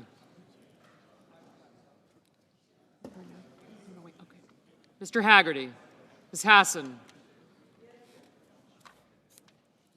Mr. Hawley, Mr. Heinrich, Mr. Hickenlooper, Ms. Hirono, Mr. Hoven. Got you both. I got you. Mr. Husted. Thank you. Thank you. Thanks.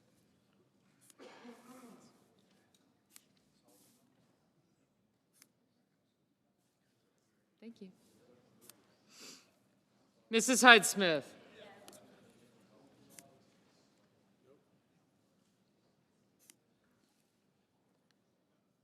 Mr. Johnson, Mr. Justice, Mr. Kane, Mr. Kelly. Mr. Kennedy, Mr. Kim, Mr. King. Ms. Klobuchar. Mr. Langford.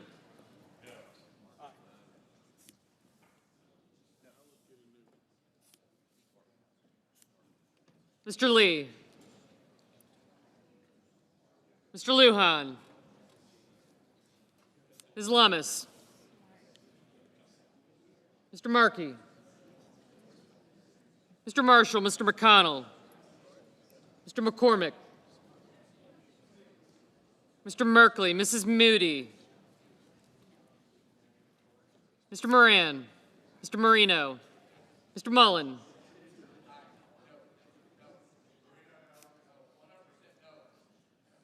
Ms. Murkowski, Mr. Murphy, Mrs. Murray. Mr. Ossoff. Mr. McCormick. Thank you. Mr. Padilla. Mr. Paul, Mr. Peters, Mr. Reed, Mr. Ricketts, Mr. Risch.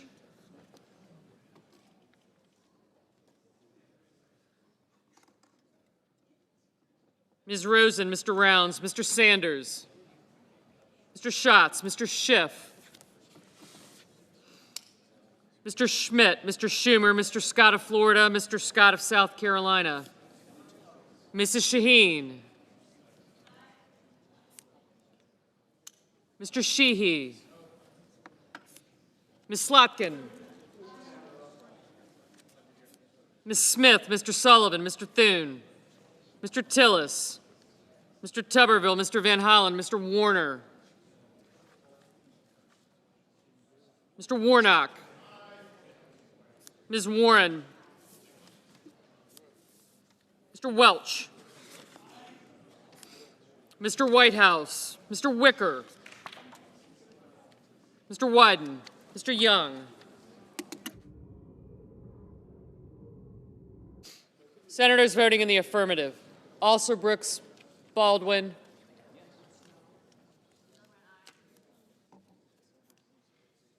Bennett, Blumenthal, Blunt Rochester, Booker, Coons, Duckworth, Durbin, Gallego, Gillibrand, Hassan, Heinrich, Hickenlooper, Hirono, Kane, Kelly, Kim, King, Lujan, Merkley, Murphy, Murray, Ossoff, Padilla, Peters, Reed, Rosen, Schatz, Schumer, Shaheen, Slotkin, Smith, Van Hollen, Warnock, Warren, Whitehouse, and Wyden.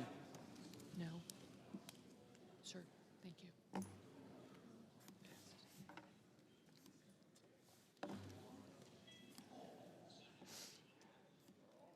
Ms. Cantwell, aye. Senators voting in the negative: Banks, Barrasso, Blackburn, Bozeman, Budd, Capito, Cassidy, Collins, Cornyn, Cotton, Kramer, Crapo, Daines, Ernst, Fisher, Graham, Haggerty, Hoven, Husted, Hyde-Smith, Johnson, Justice, Kennedy, Langford, Lummis, Marshall, McConnell, McCormick, Moody, Marino, Mullen, Murkowski, Paul, Ricketts, Risch, Rounds, Schmidt, Scott of Florida, Scott of South Carolina, Sheehy, Sullivan, Tuberville, and Young. Mrs. Britt. Mrs. Britt, no. I'll get him. Mr. Fetterman, aye.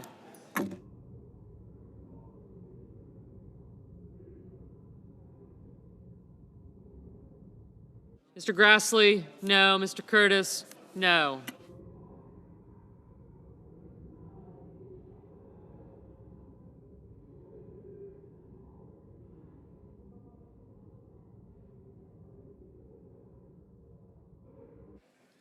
Mr. Schiff, aye.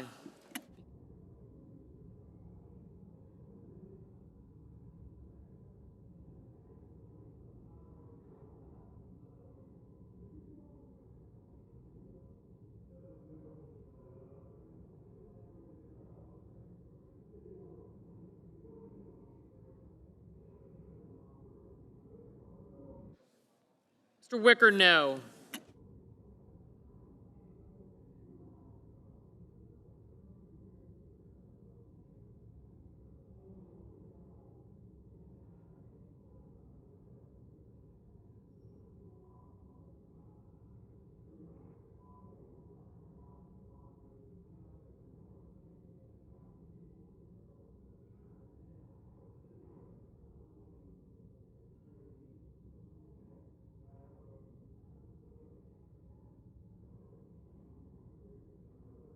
Mr. Lee, no.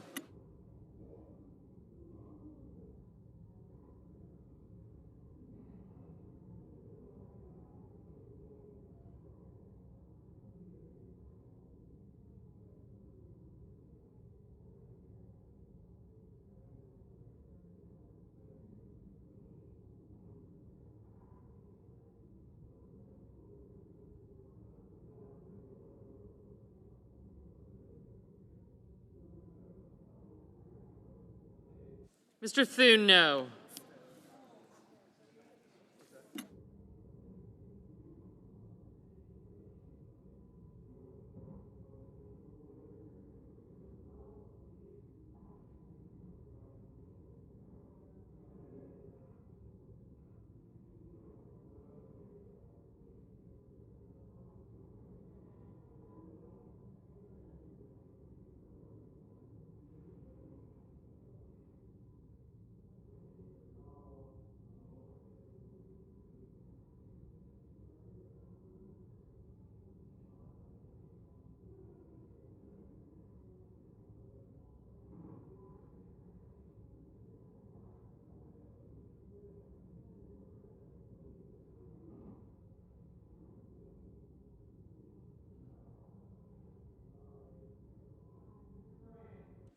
Mr. Moran, no.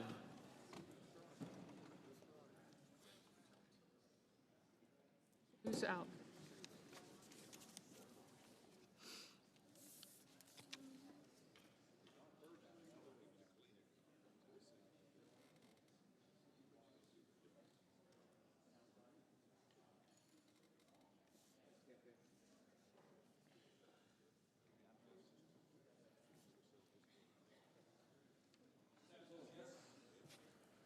Mr. Sanders?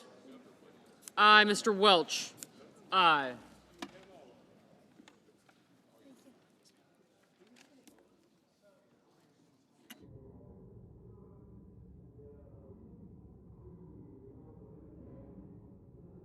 Mr. Markey? Aye.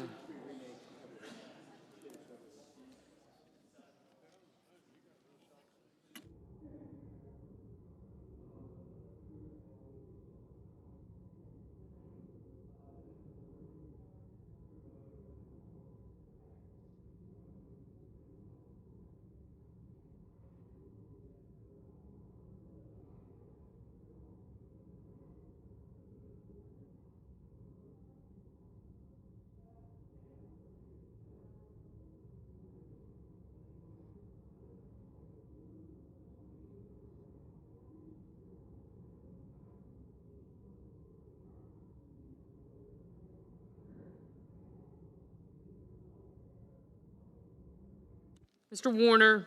Aye. Ms. Klobuchar? Aye.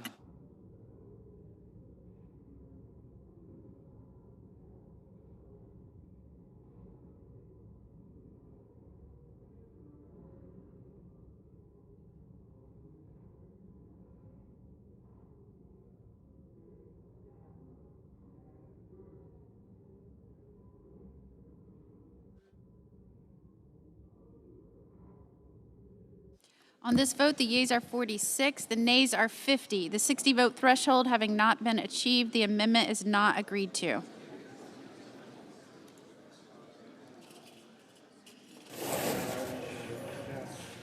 Madam President. Senator from Maryland. Madam President, I call up my amendment number 3872 and ask that it be reported by number. The clerk will report. The senator from Maryland, Mr. Van Hollen, proposes an amendment number 3872 to amendment number 3748. Madam President, this amendment says that the governor of one state may not deploy its National Guard to another state without the consent of the governor of the recipient state. As the Republican governor of Oklahoma, Kevin Stitt, said today, and I quote, "As a Federalist believer, one governor against another governor, I don't think that's the right way to approach this," unquote. I agree, and it's worth noting that Governor Stitt is the current governor, chairman of the National Governors Association. Voluntary cooperation is one thing, but I don't think any of my colleagues would appreciate it if the governor of Maryland used federal dollar-supported National Guard troops in Maryland to deploy to any of your states without the consent of your state. That is the principle behind this amendment, and I urge its adoption. Madam President. Senator from Missouri. Thank you, Madam President. One thing that my friend did not mention is this would also affect Washington, D.C. And for that and other reasons, I oppose this amendment as it would weaken federal authority over the D.C. National Guard and hinder its ability to respond to a crisis. Cooperation with the mayor of D.C. is valuable, but collaboration does not require granting the mayor commander-in-chief powers over a federal military force. The president must retain that authority to ensure unity of command and a rapid, coordinated federal response when it's needed most. And with that, Madam President, I'd ask my colleagues to oppose this amendment. Question is on the amendment. Is there a sufficient second? There appears to be. Clerk will call the roll. Ms. Alsobrooks, Ms. Baldwin,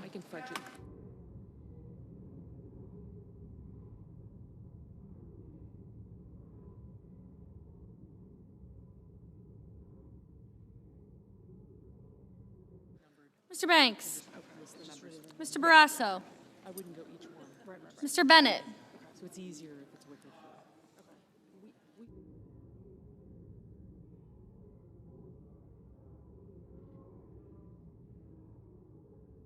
Mrs. Blackburn, Mr. Blumenthal,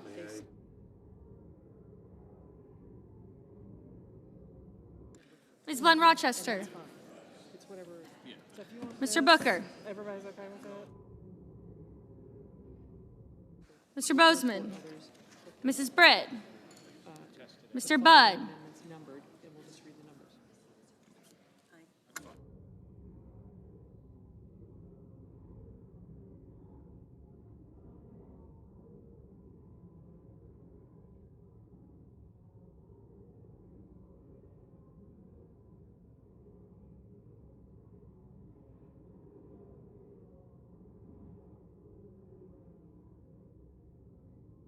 Ms. Cantwell, Mrs. Capito,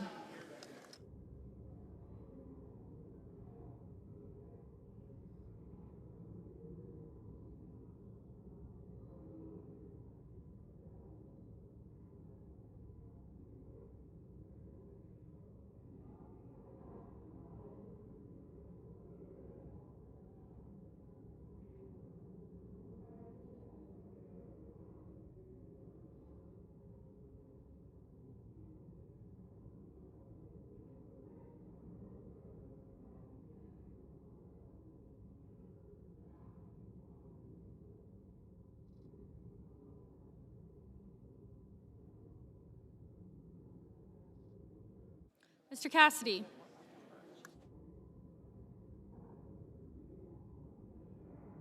Ms. Collins, Mr. Coons, Mr. Cornyn, Ms. Cortez Masto, Mr. Cotton, Mr. Kramer,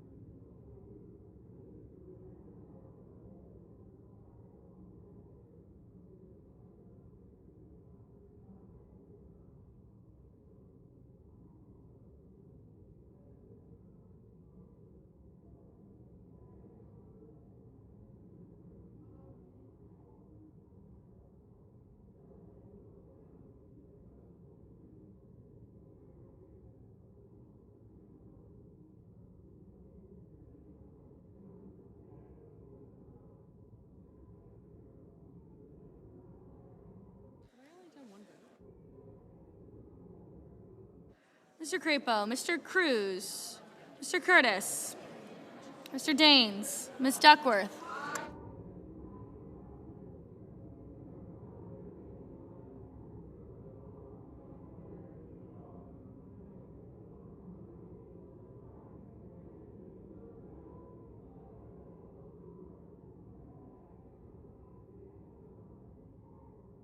Mr. Durbin, Ms. Ernst, Mr. Fetterman, Mrs. Fisher,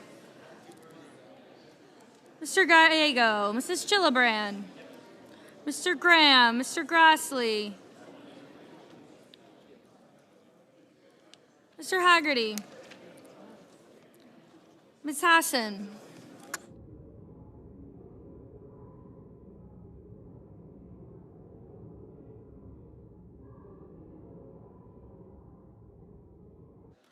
Ms. Hassan, Mr. Hawley, Mr. Heinrich, Mr. Hickenlooper, Ms. Hirono, Mr. Hoven, Mr. Husted, Mrs. Hyde-Smith, Mr. Johnson, Mr. Justice, Mr. Kane, Mr. Kelly, Mr. Kennedy, Mr. Kim, Mr. King, Ms. Klobuchar,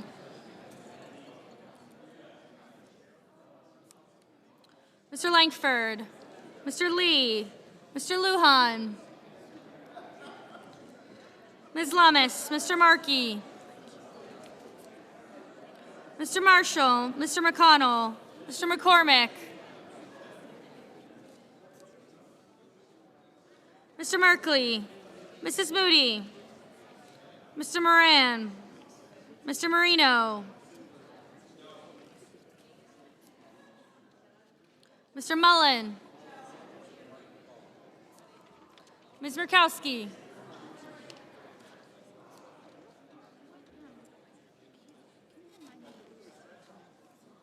Mr. Murphy, Mrs. Murray, Mr. Ossoff,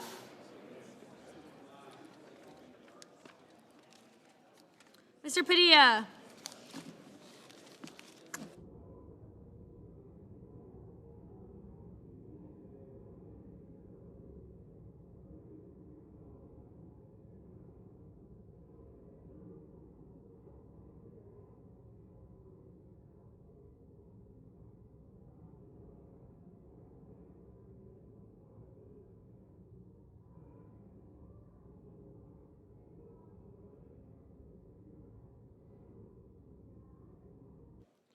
Mr. Padilla, Mr. Paul, Mr. Peters, Mr. Reed, Mr. Ricketts,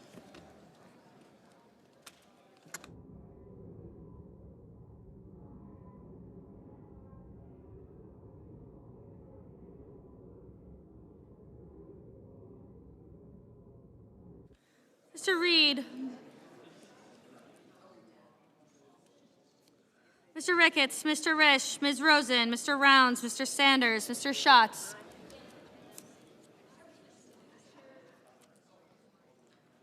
Mr. Schiff,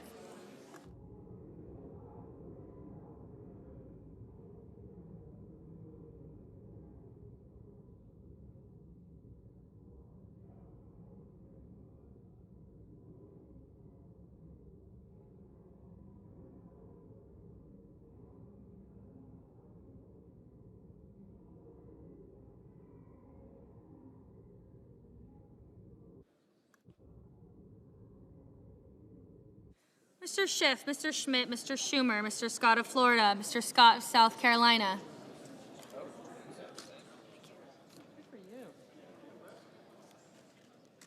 Mrs. Shaheen, Mr. Sheehy, Ms. Slotkin, Ms. Smith, Mr. Sullivan, Mr. Thune, Mr. Tillis, Mr. Tuberville, Mr. Van Hollen, Mr. Warner, Mr. Warnock, Ms. Warren, Mr. Welch, Mr. Whitehouse, Mr. Wicker, Mr. Wyden, Mr. Young,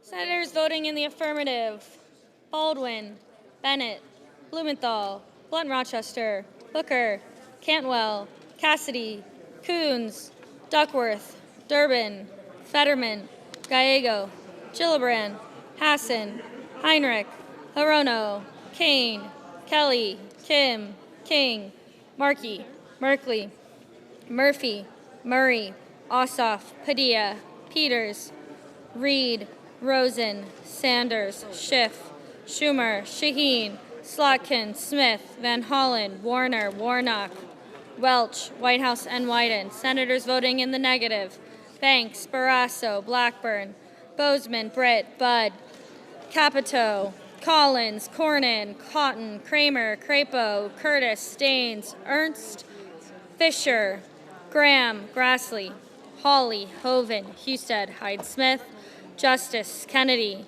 Lee, Lemus, Marshall, McConnell, McCormick, Moody, Moran, Marino, Mullen, Paul, Ricketts, Risch, Rounds, Schmidt, Scott of Florida, Scott of South Carolina, Sheehy, Thune, Tuberville, Wicker, and Young.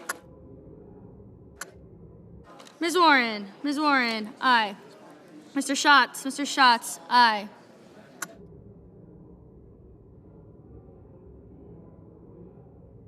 Mr. Johnson, no.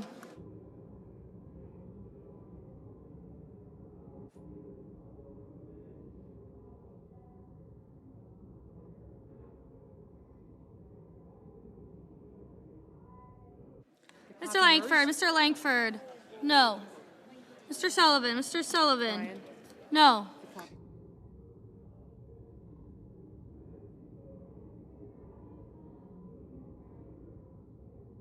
Ms. Murkowski, no. Ms. Alsobrooks, aye.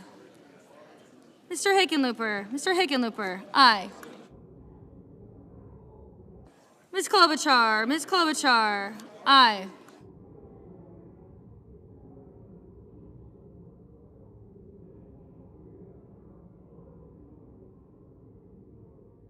Mr. Lujan, aye. Mr. Haggerty, no.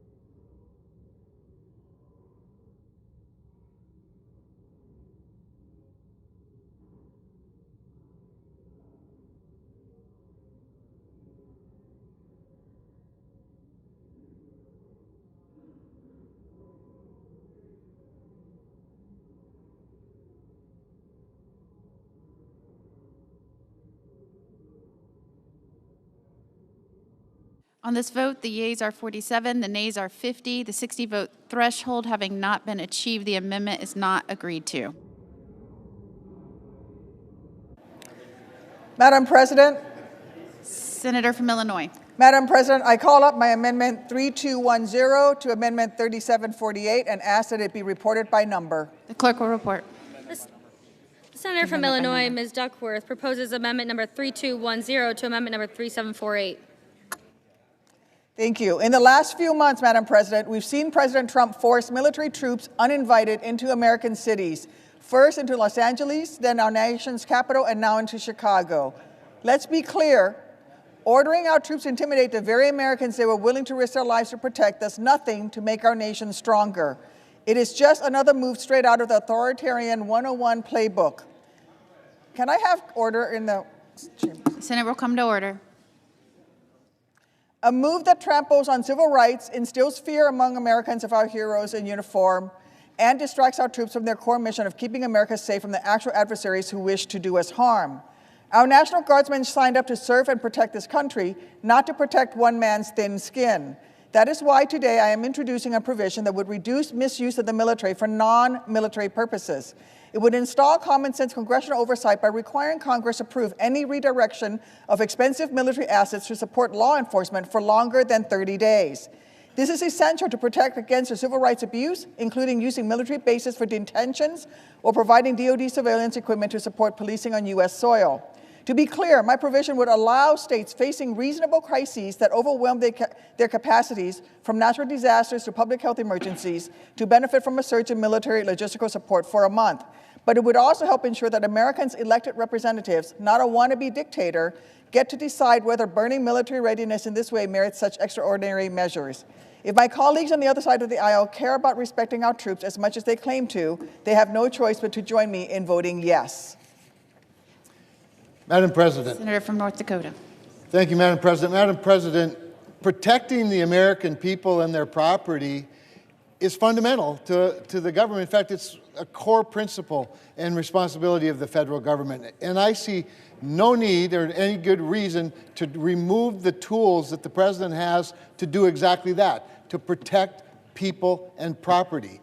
Use of our military to support, not to become law enforcement, but to support local law enforcement is legal.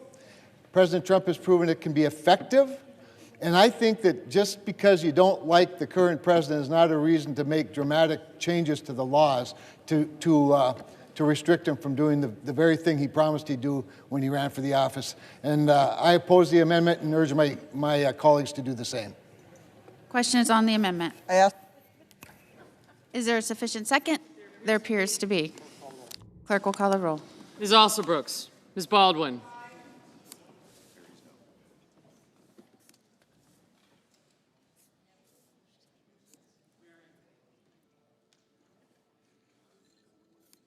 Mr. Banks.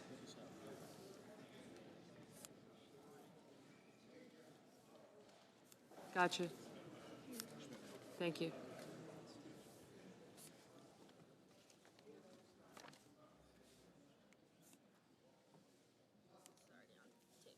Mr. Barrasso. Thank you. Thank you. Mr. Reed. Thank you. Sure. Stockworth.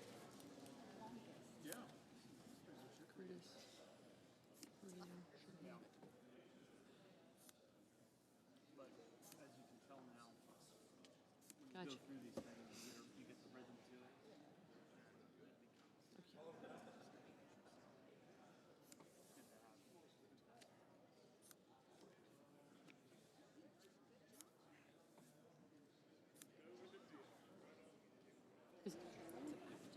Where? Shots. I'll get him. Bennett. Mr. Bennett. Merkley. Sir.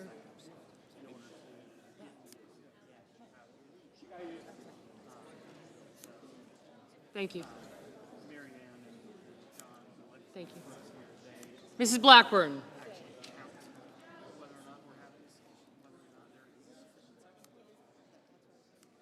Thank you. Thank you. Mr. Blumenthal, Ms. Blunt Rochester. Okay, wait. Yeah, there's too many. They gotta hold on. Mr. Booker. Thank you. Mr. Bozeman. Mrs. Britt. Mr. Budd, Ms. Cantwell, Mrs. Capito.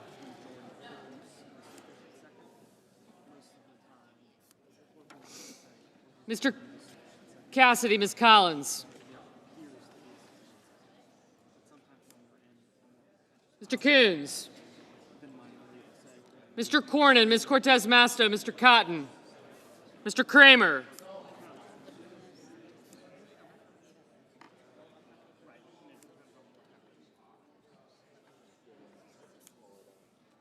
Mr. Crapo,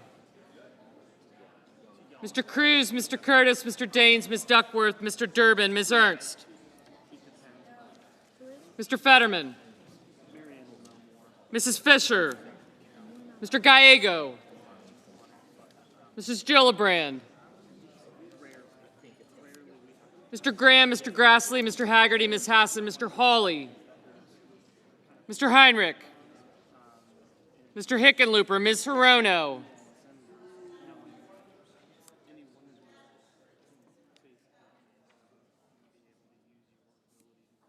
Mr. Hoven, Mr. Husted, Mrs. Hyde-Smith. I did not, thank you. Mr. Johnson. Mr. Justice. I got you.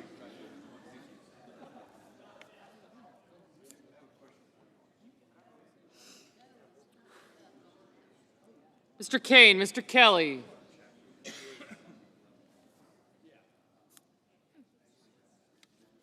Mr. Kennedy, Mr. Kim, Mr. King, Ms. Klobuchar, Mr. Langford, Mr. Lee, Mr. Lujan, Ms. Lummis, Mr. Markey, Mr. Marshall, Mr. McConnell, Mr. McCormick, Mr. Merkley, Mrs. Moody,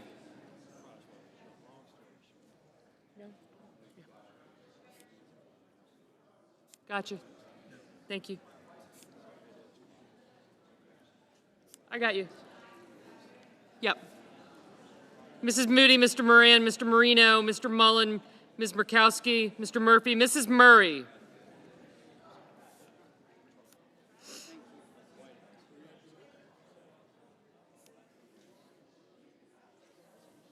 Mr. Ossoff.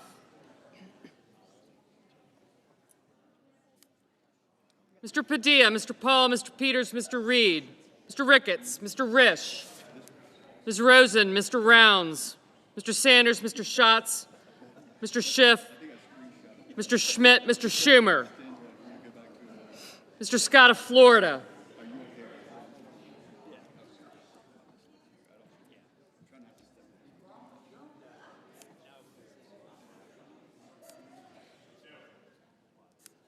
Mr. Scott of South Carolina, Mrs. Shaheen, Mr. Sheehy, Ms. Slotkin, Ms. Smith, Mr. Sullivan, Mr. Thune, Mr. Tillis, Mr. Tuberville. Where?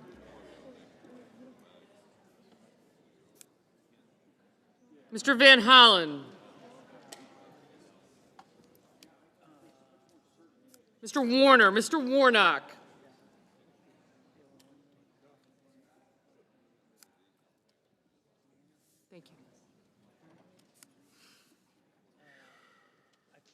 Ms. Warren, Mr. Welch, Mr. Whitehouse, Mr. Wicker, Mr. Wyden, Mr. Young,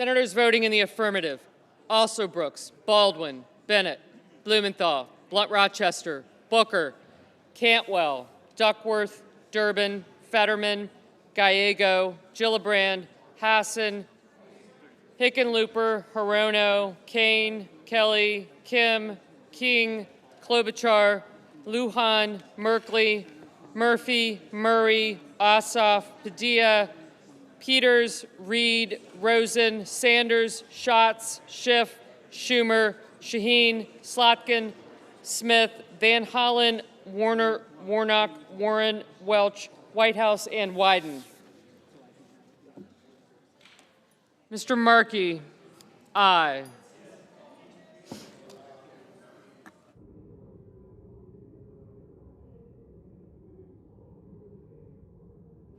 Senators voting in the negative: Barrasso, Blackburn, Britt, Budd, Capito, Cassidy, Collins, Cornyn, Cotton, Kramer, Crapo, Curtis, Daines, Ernst, Fisher, Graham, Grassley, Haggerty, Husted, Hyde-Smith, Johnson, Justice, Kennedy, Lankford, Lee, Lummis, Marshall, McConnell, McCormick, Moody, Moran, Marino, Mullen, Murkowski, Paul, Ricketts, Risch, Rounds, Schmidt, Scott of Florida, Scott of South Carolina, Sheehy, Sullivan, Thune, Tillis, Tuberville, Wicker, and Young. Mr. Banks? No. Mr. Coons? Aye. Mr. Bozeman? No.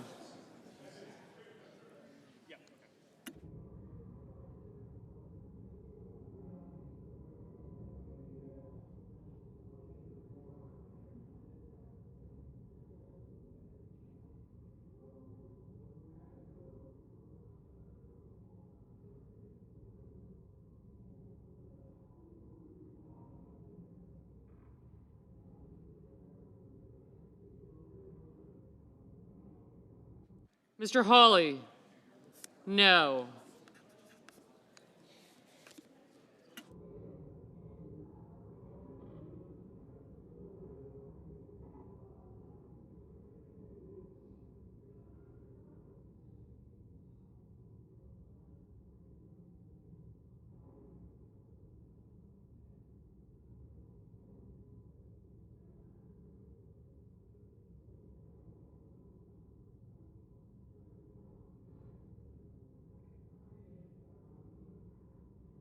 Mr. Heinrich? Aye.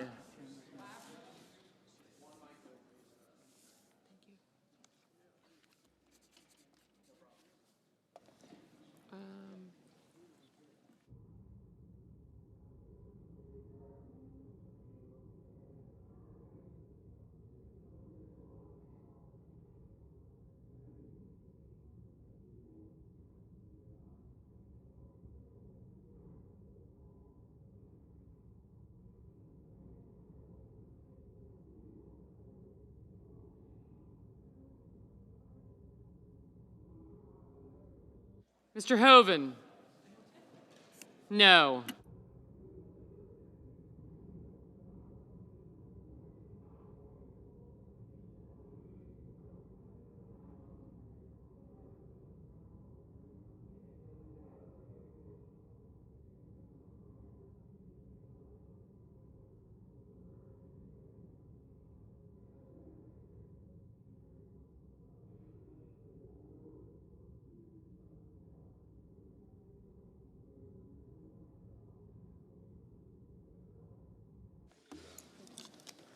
On this vote, the yeas are 46, the nays are 52. The 60-vote threshold having not been achieved, the amendment is not agreed to.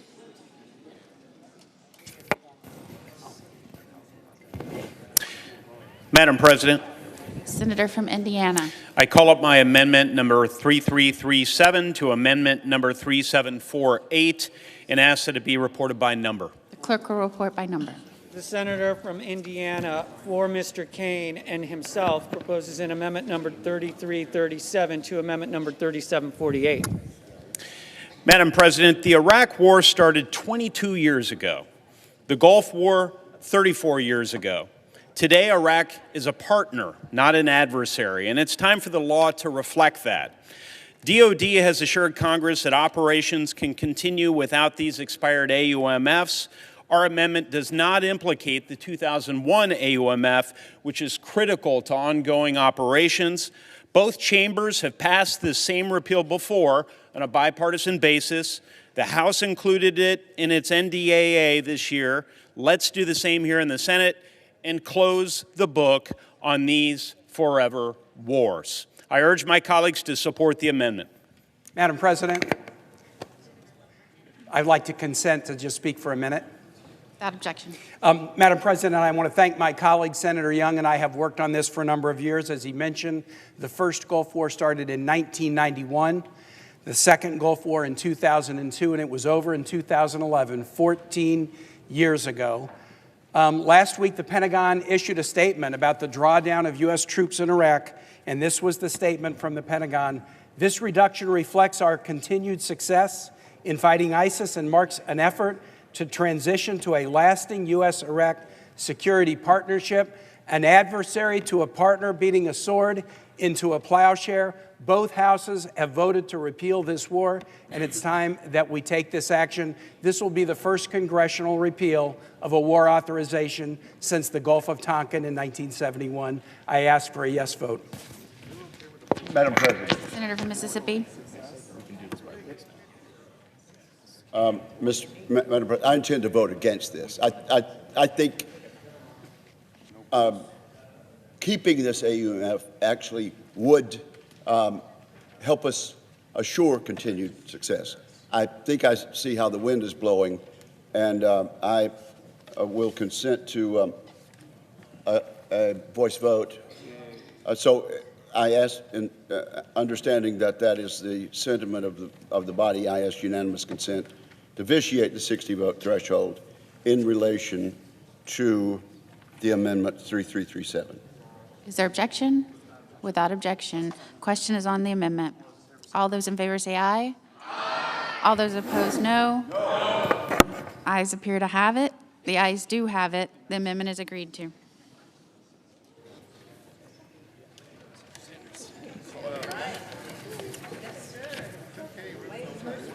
That's it.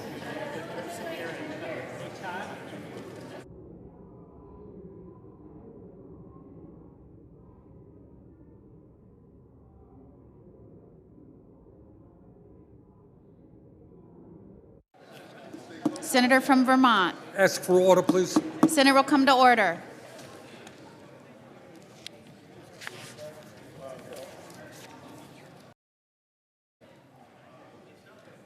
Madam President, Madam, one moment. I'll ask the Senate is not in order. We're very close to wrapping this bill up. So I would reiterate. Thank you, Senator that Wicker. the Senate is not.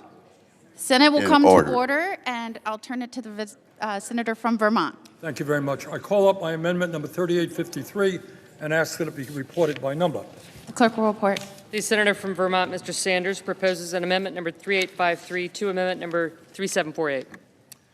Madam President, amendment number 3853 is very simple. It would cut 10% from this defense bill, excluding military personnel and the Defense Health Program, and it would use those funds to provide direct dental care to all veterans eligible for health care from the VA. Madam President, we're now spending over $1 trillion a year on the military, more than the next 9 nations combined. And while Congress has cut funding for housing, education, nutrition, this bill increases military spending by over 8%. Meanwhile, the Pentagon is the only major federal agency not capable of passing an independent audit, and nobody denies that there is not massive waste, fraud, and abuse within the DOD. As the former chair of the Veterans Committee, I agree with all of the major veterans organizations that we have got to strengthen VA health care. And one of the gaps in that system is a lack of dental care. We got veterans whose teeth are rotting in their mouths. They cannot get dental care. So I think we should get our priorities right. Let's cut a very large, and I think military budget, spending much too much. Let's protect our veterans. Let's pass this amendment. Thank you. Madam President. Senator from Alabama. Madam President, our military budget's already carefully balanced, It's based on our national security priorities. Indiscriminate cuts contemplated in this amendment would undercut our readiness. I ask for a no vote. On the amendment. Is there a sufficient second? There appears to be. Clerk will call the roll. Ms. Also Brooks.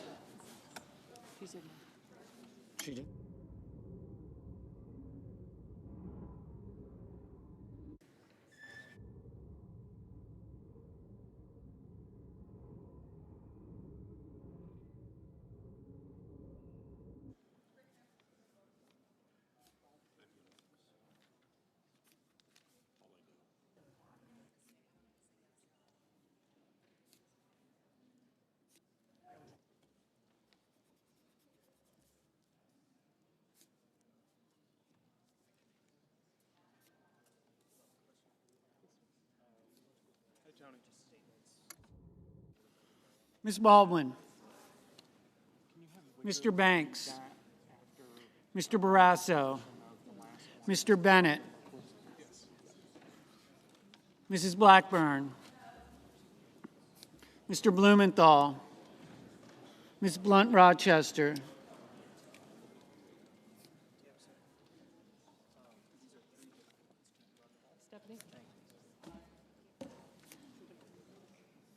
Mr. Booker. Mr. Bozeman.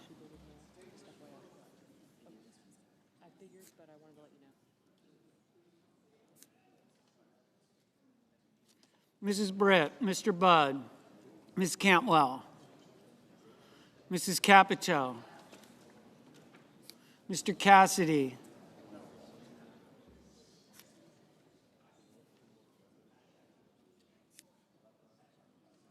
Ms. Collins,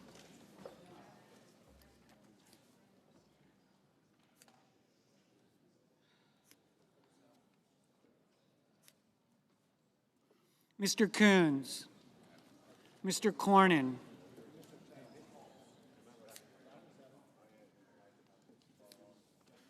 Ms. Cortez Masto,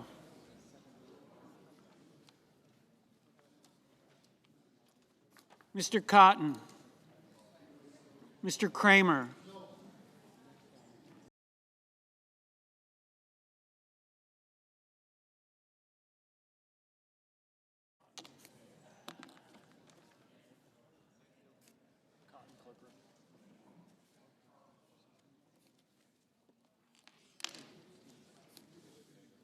Mr. Crapo, Mr. Cruz,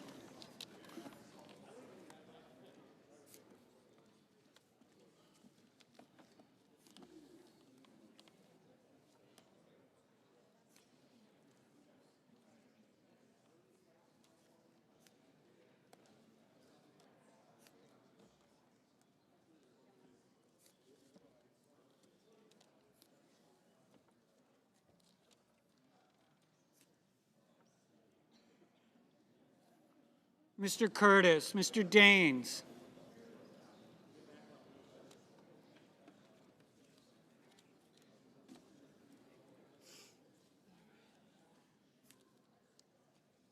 Ms. Duckworth,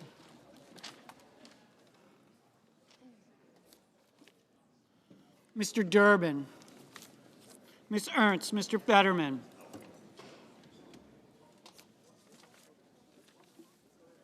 Mrs. Fisher, Mr. Gallego, Mrs. Gillibrand, Mr. Graham, Mr. Grassley,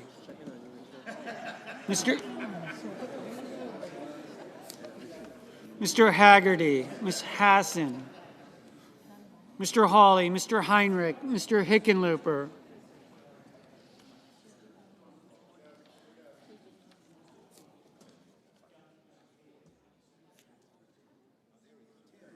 Ms. Arono,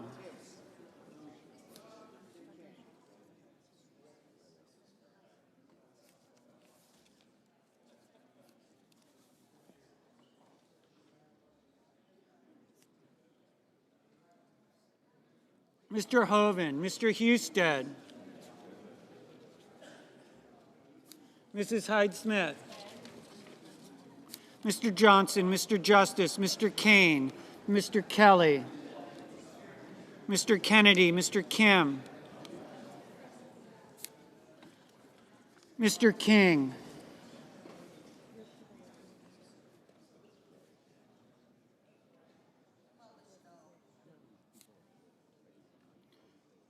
Ms. Klobuchar,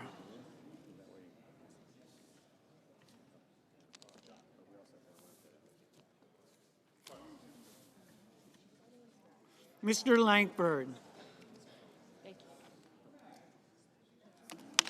Mr. Lee, Mr. Lujan,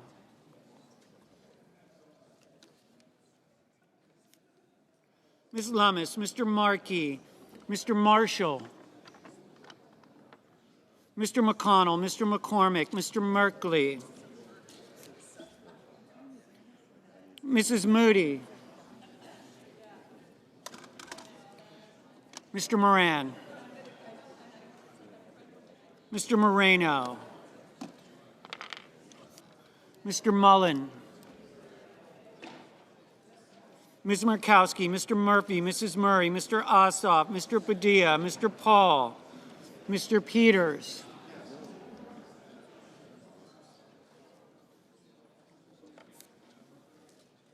Mr. Reed, Mr. Ricketts, Mr. Risch,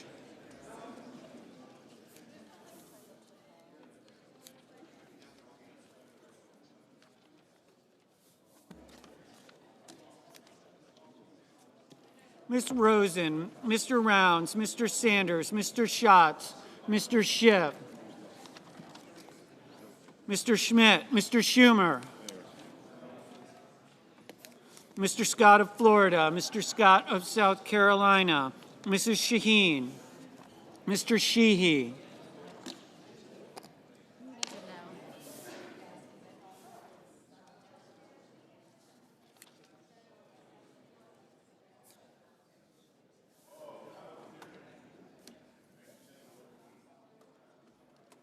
Ms. Slotkin, Ms. Smith, Mr. Sullivan, Mr. Thune, Mr. Tillis, Mr. Tuberville, Mr. Van Hollen, Mr. Warner, Mr. Warnock, Ms. Warren,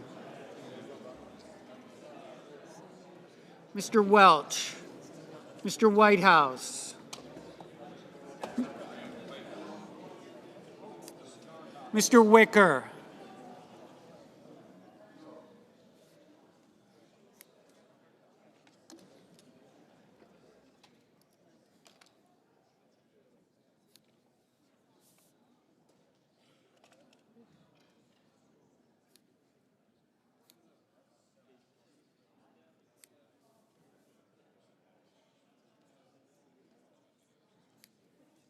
Mr. Wyden, Mr. Young.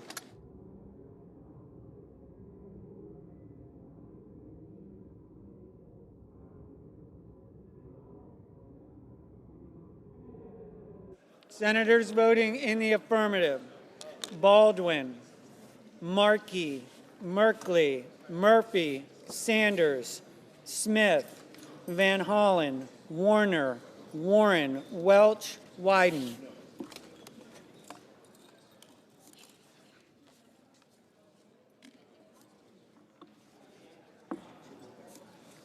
Senators voting in the negative: also Brooks, Barrasso, Blackburn, Blumenthal, Blunt Rochester, Booker, Bozeman, Britt, Budd, Cantwell, Capito, Cassidy, Collins, Coons, Cornyn, Cotton, Kramer, Curtis, Daines, Duckworth, Ernst, Fetterman, Fisher, Gallego, Gillibrand, Graham, Hassan, Hawley, Heinrich, Hickenlooper, Hirono, Hoven, Husted, Hyde-Smith, Johnson, Justice, Kane, Kennedy, Kim, King, Klobuchar, Lankford, Lujan, Lummis, McConnell, McCormick, Moody, Moran, Moreno, Murkowski, Murray, Ossoff, Padilla, Paul, Peters, Reed, Ricketts, Risch,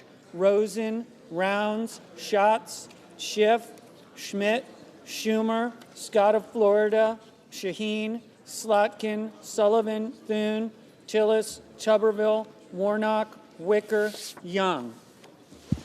Mr. Kelly, no.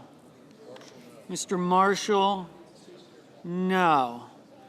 Mr. Lee, no.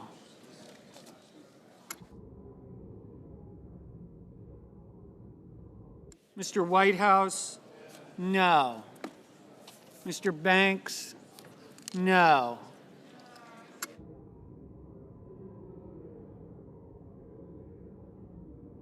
Mr. Scott of South Carolina, no.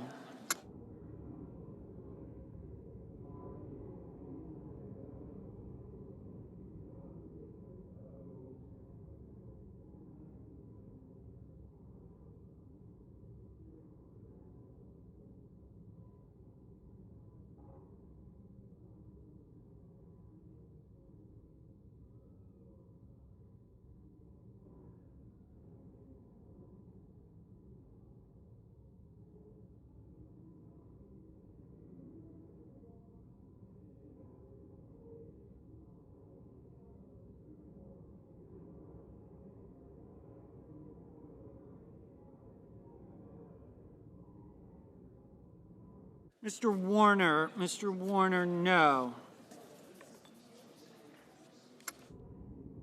Mr. Sheehy, no.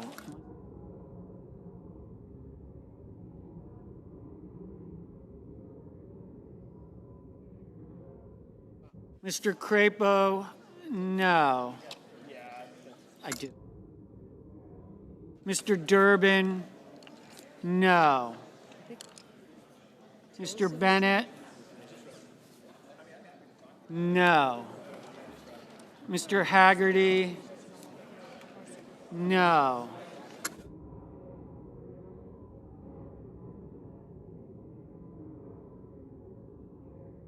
Mr. Grassley, no. Tony.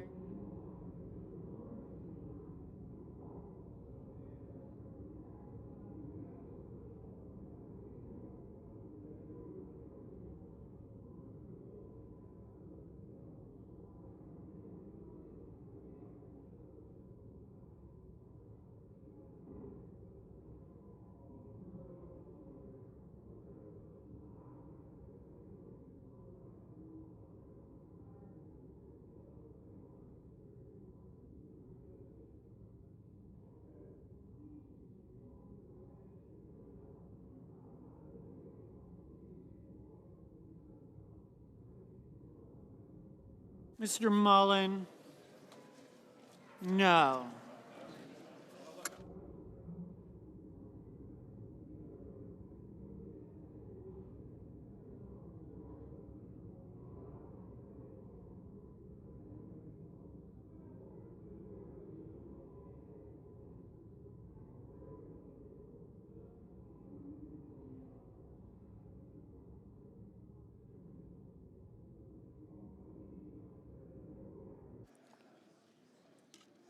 Can't read. On this vote, the yeas are 10. The nays are 88. The 60-vote threshold having not been achieved, the amendment is not agreed to. Madam President, Senator from Oregon. I call up Amendment 3927 and ask that it be reported by number. Clerk will report. Senator from Oregon, Mr. Merkley, proposes an amendment number 3927 to amendment number 3748. Senate will come to order, please. Colleagues, back in 2021 in the NDAA, we had a clause that said federal military and police who are responding to a civil disturbance need to wear visible identification, including an individual identifier, which could in fact be a number or a name, and the name of the armed services. But there's 3 points of confusion that exist in this 2021 law. The first is what is included in civil disturbance. So this amendment clarifies that it includes crowd and riot control and arrests at protests and demonstrations. Second of all, what about security contractors that serve the federal police or federal services? It says, yes, those are covered. And third, that when you are going to a civil disturbance in support of the federal government, it also includes whether you're going in support of local police, to clarify that distinction. That's all it is, 3 simple things, and it's so important to engender trust in America that we have this type of basic provision, but clarified so we understand exactly when it applies. I reserve the balance of my time. Madam President. Senator South Dakota. Madam President, I rise in opposition to the amendment, but let me explain why. During the discussions in our Armed Services Committee, we recognized that there was an issue that Republicans and Democrats both agreed on. Senator Duckworth offered a bipartisan amendment that specifically addressed this particular issue. It requires members of the armed services to wear their name tag, with one exception that Senator Merkley's does not address appropriately, we believe, and that is the issue of a riot. In the case of a riot, we decided that it was not appropriate to require these young men and women to wear that name tag. They still have to have their uniforms on, but they don't have to wear a name tag during that time period. It's a good bipartisan amendment. It is already found within the body of this bill. I would rise in opposition to the amendment. Thank you, Madam President. Let me just note that that provision now creates a conflict with the 2021 law that does require an individual identifier. And so this amendment resolves that conflict, ensures there's trust by having that trust building name or number on the uniform as well. I encourage and I vote. Question is on the amendment. Is there a sufficient second? There appears to be. Clerk will call the roll. Ms. Alsobrooks. Ms. Baldwin.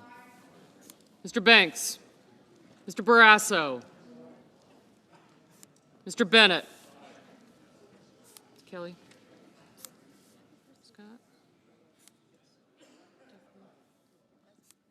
Thank you. Wait a minute. Ossoff, Reed, Klobuchar. Gotcha. Curtis. Graham.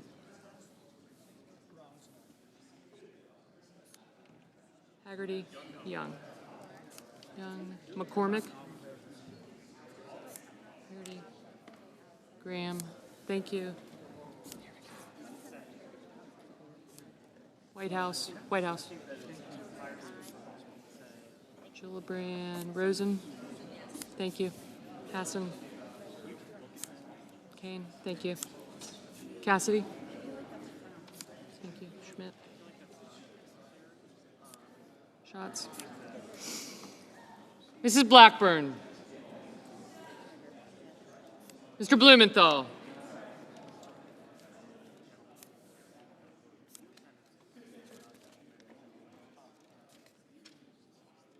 Ms. Blunt-Rochester.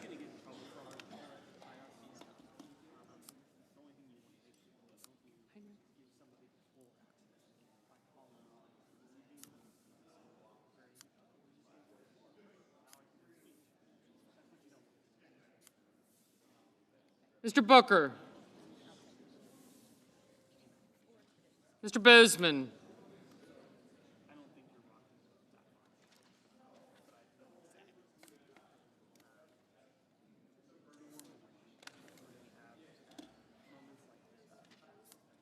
Mr. Blumenthal, thank you. Mrs. Britt. Mr. Budd.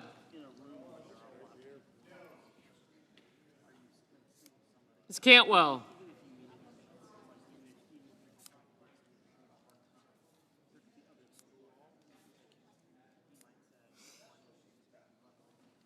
Mrs. Capito. Mr. Cassidy, Ms. Collins. Mr. Coons, Mr. Cornyn. Ms. Cortez Masto. Mr. Cotton. Mr. Kramer. Mr. Crapo. Mr. Cruz, Mr. Curtis, Mr. Daines. Ms. Duckworth, Mr. Durbin, Ms. Ernst. Mr. Fetterman. Mrs. Fisher.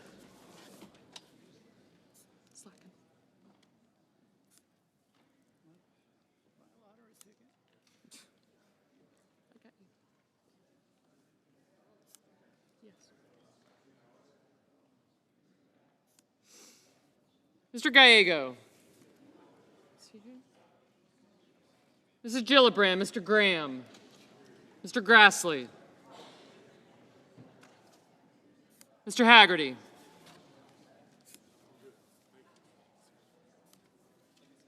Ms. Hassan, Mr. Hawley,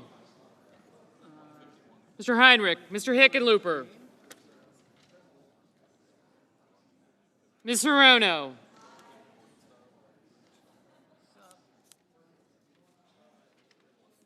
Mr. Hoven, Mr. Husted, Mrs. Hyde-Smith, Mr. Johnson, Mr. Justice. I got you, yeah. Mr. Kane, Mr. Kelly, Mr. Kennedy, Mr. Kim, Mr. King, Ms. Klobuchar, Mr. Lankford, Mr. Lee, Mr. Lujan,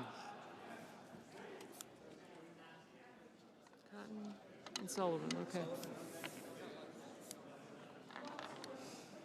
Ms. Lummis, Mr. Markey, Mr. Marshall, Mr. McConnell, Mr. McCormick, Mr. Merkley, Mrs. Moody.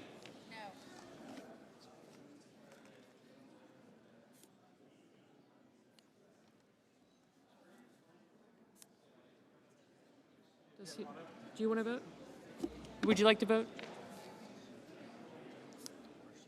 Thank you. Thank you. Thank you. Warner. Thank you. Mr. Moran.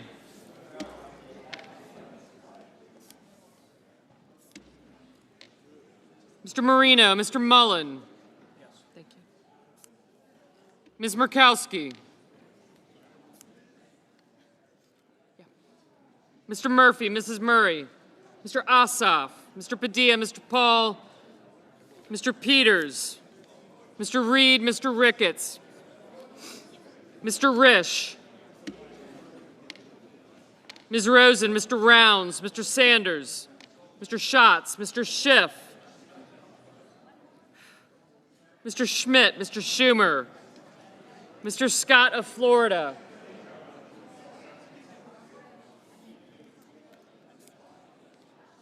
Mr. Scott of South Carolina, Mrs. Shaheen. Yeah. Mr. Sheehy, Ms. Slotkin, Ms. Smith, Mr. Sullivan, Mr. Thune, Mr. Tillis, Mr. Tuberville, Mr. Van Hollen, Mr. Warner, Mr. Warnock, Ms. Warren, Mr. Welch, Mr. Whitehouse,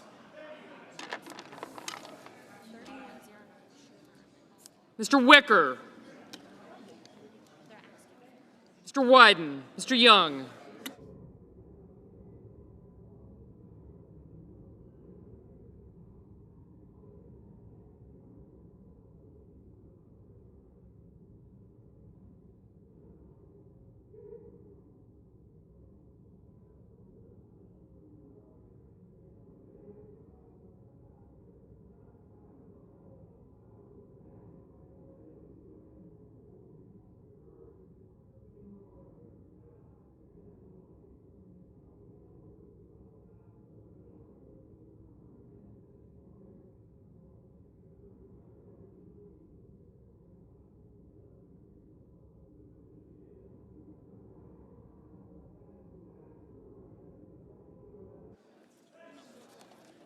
Senators voting in the affirmative: also Brooks, Baldwin, Bennett, Blumenthal, Blunt-Rochester, Booker, Cantwell, Coons, Duckworth, Durbin, Fetterman, Gillibrand, Hassan, Heinrich, Hickenlooper, Hirono, Kane, Kelly, Kim, King, Klobuchar, Lujan, Markey, Merkley, Murphy, Murray, Ossoff, Padilla, Peters, Reed, Rosen, Sanders, Schatz, Schiff, Schumer, Shaheen, Slotkin, Smith, Van Hollen, Warner, Warnock, Warren, Welch, Whitehouse, and Wyden.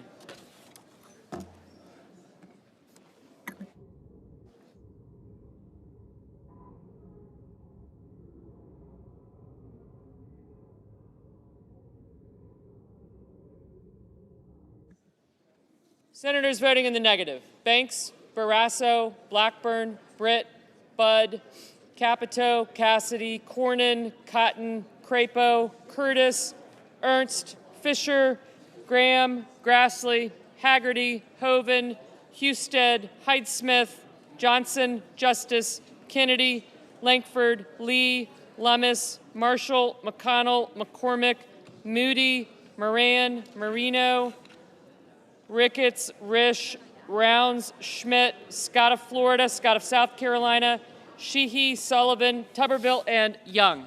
Mr. Wicker, no. Ms. Murkowski, no. Mr. Daines, no. Mr. Bozeman, no. Oh. Mr. Hawley, no.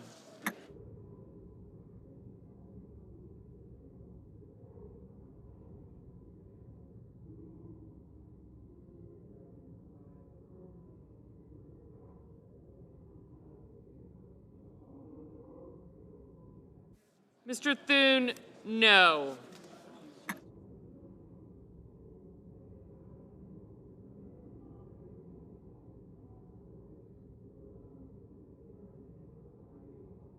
Ms. Collins, no.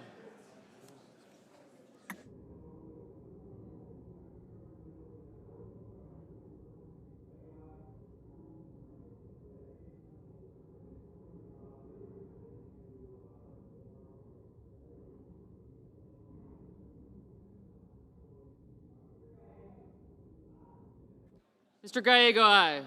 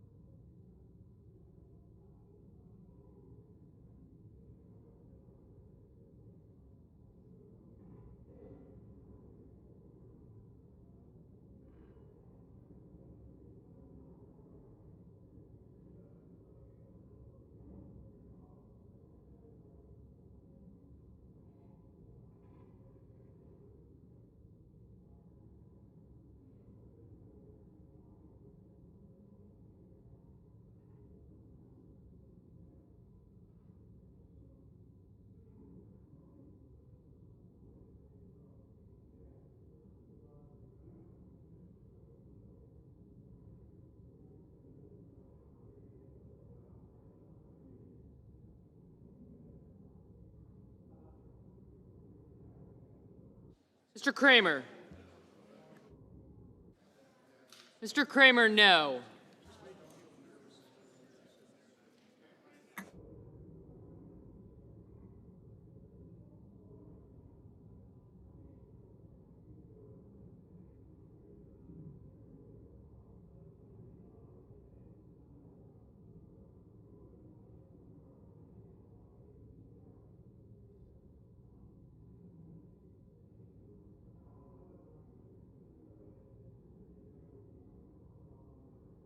Mr. Mullen, no.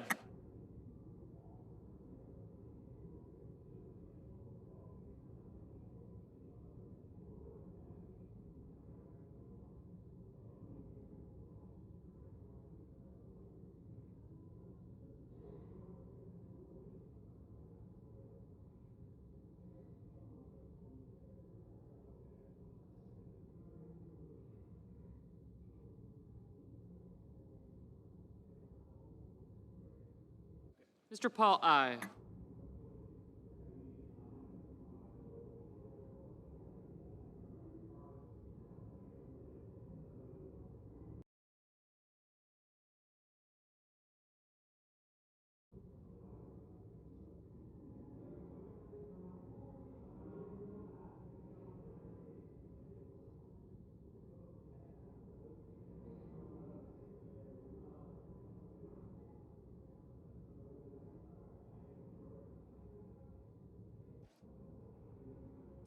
On this vote, the yeas are 47, the nays are 50. The 60 vote threshold having not been achieved, the amendment is not agreed to. Madam President, Senator from Mississippi. I call up the amendments en bloc as provided by the previous order.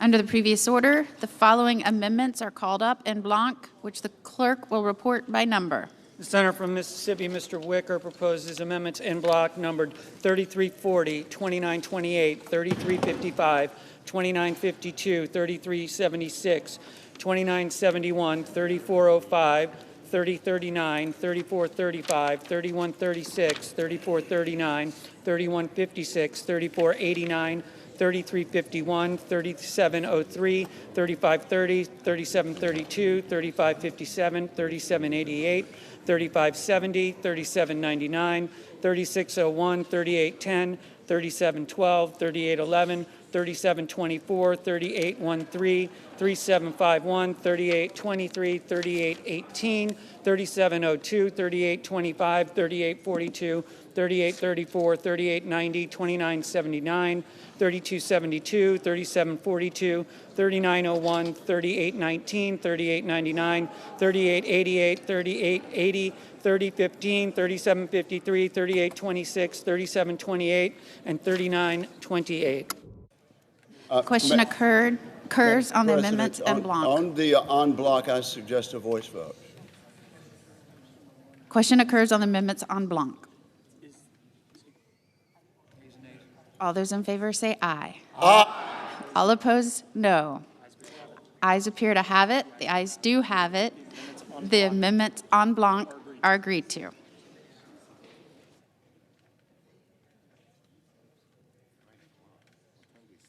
Under the previous order, the Thune amendments and motion are withdrawn. Amendment number 3427 is agreed to, and the substitute amendment, number 3748, as modified and amendment, is agreed to.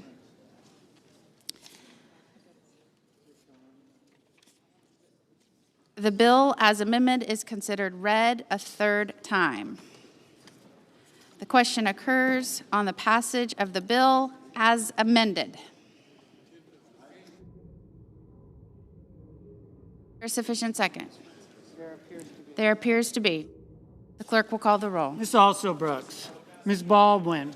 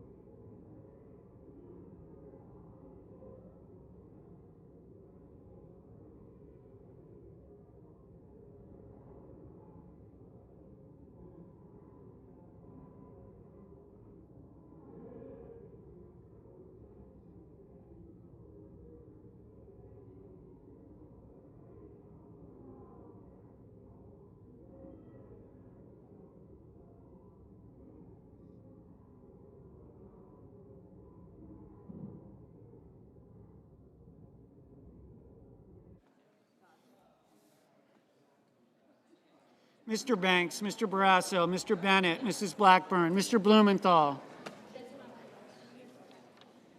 Mr. Booker, Mr. Bozeman, Mrs. Britt, Mr. Budd, Ms. Cantwell, Mrs. Capito, Mr. Cassidy, Ms. Collins.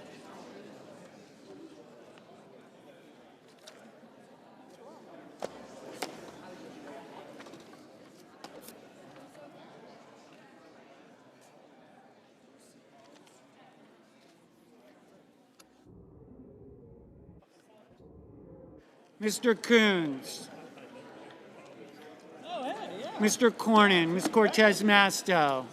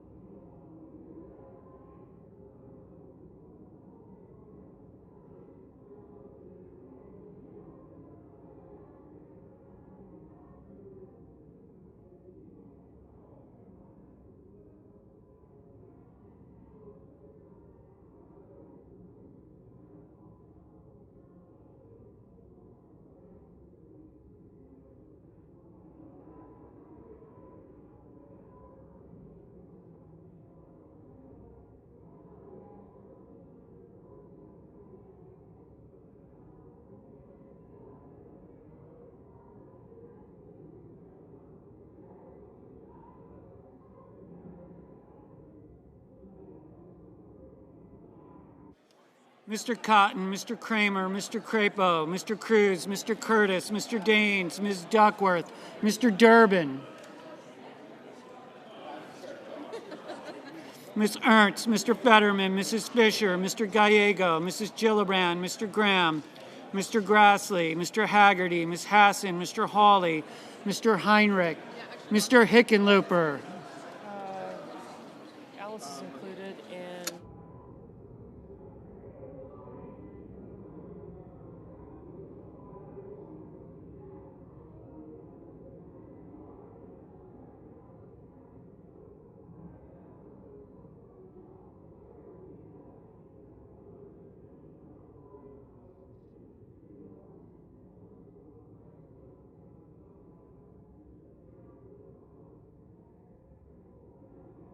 Ms. Hirono, Mr. Hoven, Mr. Husted, Mrs. Hyde-Smith, Mr. Johnson, Mr. Justice, Mr. Kane, Mr. Kelly,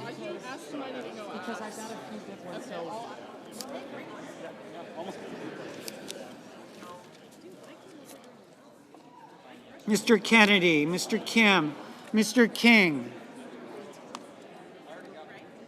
Ms. Klobuchar, Mr. Langford, Mr. Lee, Mr. Lujan, Ms. Lummis, Mr. Markey, Mr. Marshall, Mr. McConnell, Mr. McCormick, Mr. Merkley, Mrs. Moody, Mr. Moran, Mr. Moreno, Mr. Mullen, Ms. Murkowski, Mr. Murphy, Mrs. Murray, Mr. Ossoff,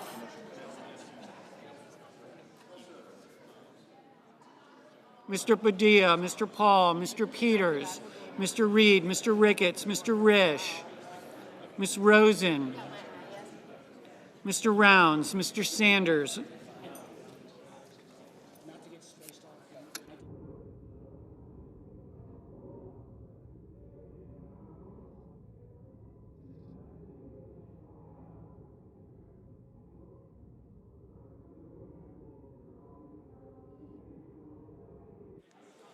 Mr. Sanders, Mr. Schatz, Mr. Schiff, Mr. Schmidt, Mr. Schumer, Mr. Scott of Florida, Mr. Scott of South Carolina, Mrs. Shaheen, Mr. Sheehy, Ms. Slotkin, Ms. Smith, Mr. Sullivan, Mr. Thune, Mr. Tillis, Mr. Tuberville, Mr. Van Hollen, Mr. Warner, Mr. Warnock, Ms. Warren, Mr. Welch, Mr. Whitehouse, Mr. Wicker, Mr. Wyden, Mr. Young.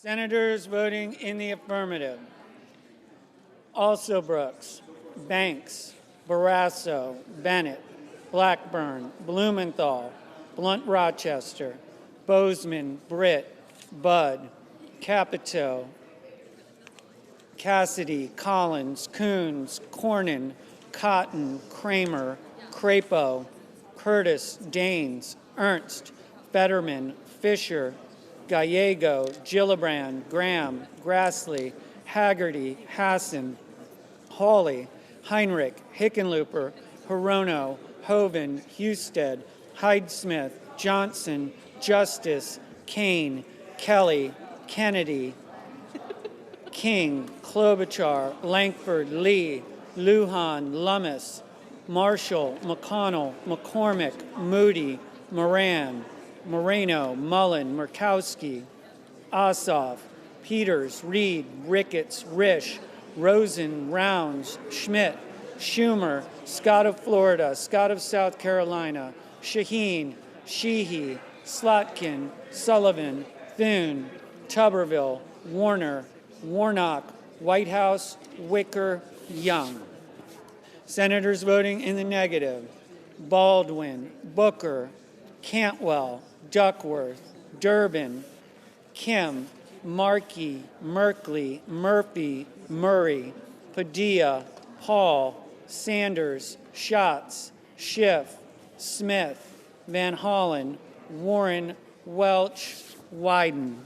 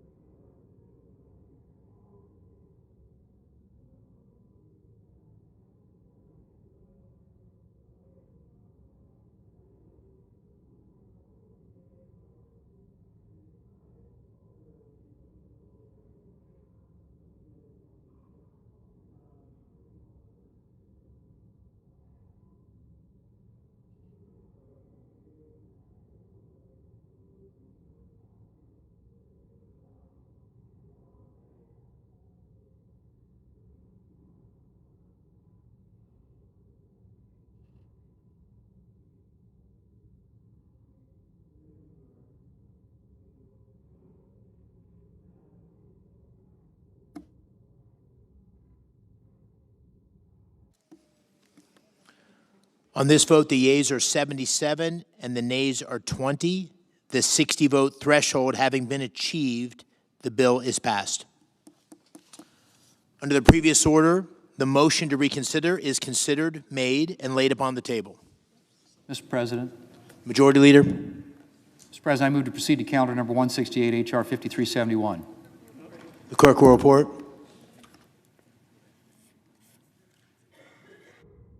Motion to proceed to calendar number 168, H.R. 5371, an act making continuing appropriations and extensions for fiscal year 2026 and for other purposes. Mr. President, I send a cloture motion to the desk. The clerk will report. Cloture motion, we, the undersigned senators, in accordance with the provisions of Rule 22 of the Standing Rules of the Senate, do hereby move to bring to a close debate on the motion to proceed to calendar number 168, H.R. 5371, an act making continuing appropriations and extensions for fiscal year 2026 and for other purposes, signed by 17 senators as follows. Mr. President, I ask consent the reading of the names be waived. Without objection.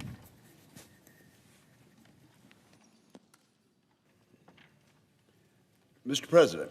Senator from Mississippi.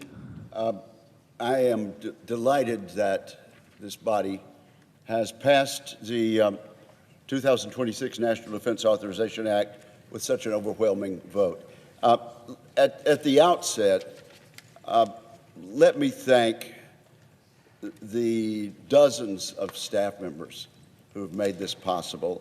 And I know that my friend and colleague, the ranking member, will also express his appreciation to a very hardworking and capable and intelligent list. But let me name my staff specifically, and it's going to take a while to thank them all. Adam Barker, Christina Belcourt, Levi Brunt, Cody Emerson, Marty Fromuth, Megan Galindo, Isaac Jalkanen, Lauren Johnson, Katie Karam, Greg Lilly, Eric Lofgren, Katie Magnus, Jonathan Moore, Katie Romaine, Mike Tokar, Eric Traeger, Adam Troll, Mike Urena, Dave Vasquez, Terry Miller, Emily Yetter, Dan Hillenbrand, Beth Spivey, Ryan Bates, Jonathan Bowen, Leah Brewer, Luke Cheney, Mike Gerhart, Anna Given, Meredith Gravette, Madeline Gunther, Brad Patu, Rick Berger, Brendan Gavin, and John Keast. And it's possible that I've left some out, but I really do owe a debt of gratitude, and so does my friend Senator Reed, to both staffs on both sides of the aisle for all of the technical work and advice in making this work. I would remind those listening that this bill passed the committee 26-1. That was an overwhelming, positive, and speedy passage that is designed to send a clear message. We agree that we're not where we need to be, and this bill helps us close the gap, and it does so by focusing on two themes: rebuilding, but also reforming, and we really need the reform part. This bill includes $924.7 billion as a top line. This is an increase, and it is needed. It recognizes the urgent need to rebuild our military systems, technologies, and hardware. We also adopted the most significant acquisition reform proposal in decades. And let me give members one example of this. In just a single provision of the bill that we've now passed, we repealed 86 outdated or unnecessary acquisition policies. American innovators are developing the technologies that can dominate the battlefields of the 21st century. The forged proposal in this National Defense Authorization Act taps into that talent. This bill was member-driven, both in the committee and on the floor. Our committee approved 985 items that were led by individual senators in this body. Our September substitute amendment contained 49 amendments, 20 from Republicans, 20 from Democrats, and 9 that were bipartisan. Second manager's package was included today, including another 47 amendments. Again, bipartisan. And today we took 14 roll call votes. And because we're so united and joined together to make a strong voice for national defense, we took 9 voice votes. I don't know when we've done that, but I think it sends a strong message, and I hope it does. Altogether, 1,098 member items. This is what collaborative bipartisan legislation looks like, and in highly charged partisan times, this ought to be refreshing news to the American people. My friend Jack Reed is a veteran of military service, and he's a veteran of this Congress, and is a capable partner who works shoulder to shoulder with me on the Armed Services Committee. I want to thank him from the bottom of my heart for his cooperation and diligence in actually getting this bill brought to the floor. The fact that we were able to finish about 9 o'clock tonight is a testament to that, because earlier today we really did not know around noon if we'd be able to come to a consensus. So, so much negotiation and so much give and take has taken place so that we could get on the floor and make a strong statement and send a strong message.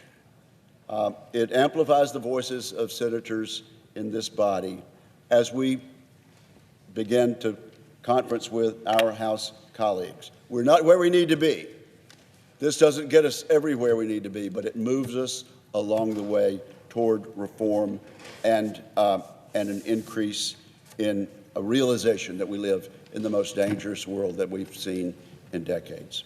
So I yield the floor with. Mr. Chairman, Mr. President. And Senator from Rhode Island. First, I would like to commend Chairman Wicker, whose leadership was absolutely essential to reaching this moment. He too is a veteran. He too understands the needs of our men and women in uniform. And he also recognizes and has contributed significantly with his FORGE Act, which has set a new standard for acquisition. We have got to get it through the conference, but I'm sure we will. The hallmark of the Senate Armed Services Committee has long been bipartisanship, and I'm glad, with the leadership of Chairman Wicker, we've continued this tradition for the 65th consecutive year. I'd also like to thank my colleagues on the Armed Services Committee who helped produce this bill. We were able to adopt, as the chairman indicated, hundreds of amendments during the committee market, and I'm glad with bipartisan cooperation this evening, we adopted dozens more. This is strong, forward-looking legislation that we can all be very proud of. I'm confident it will provide the Department of Defense and our military men and women with the resources they need to meet and overcome the national security threats that we face in a very, very challenging world. I, too, would like to take this opportunity to recognize the phenomenal staff who have made this bill possible. I want to specifically recognize the director of the Democratic staff, Elizabeth King, and the director of the Republican staff, John Keats, and they have led their staffs, and they've worked together with utmost professionalism. And I'd also like to take the opportunity to thank those staffers on the Democratic side. The chairman has rightfully identified his staff members. Jody Bennett, Carolyn Tudor, John Clark, Jenny Davis, Jonathan Epstein, Jory Feldman, Kevin Gates, Creighton Green, Gary Leland, Maggie McNamara Cooper, Mike Noblick, Chad Johnston, John Quirk, Andy Scott, Cole Stevens, Meredith Werner, Isabel Picciotti, Brittany Amador, Sophia Kamali, and Noah Sis. Also, let me thank the floor staff and the leadership staff. You've been part of this process for the last several weeks, and you've done a remarkable job. We thank you for that very, very much. Mr. President, this is a good moment. Now on to the next moment. With that, I would yield the floor.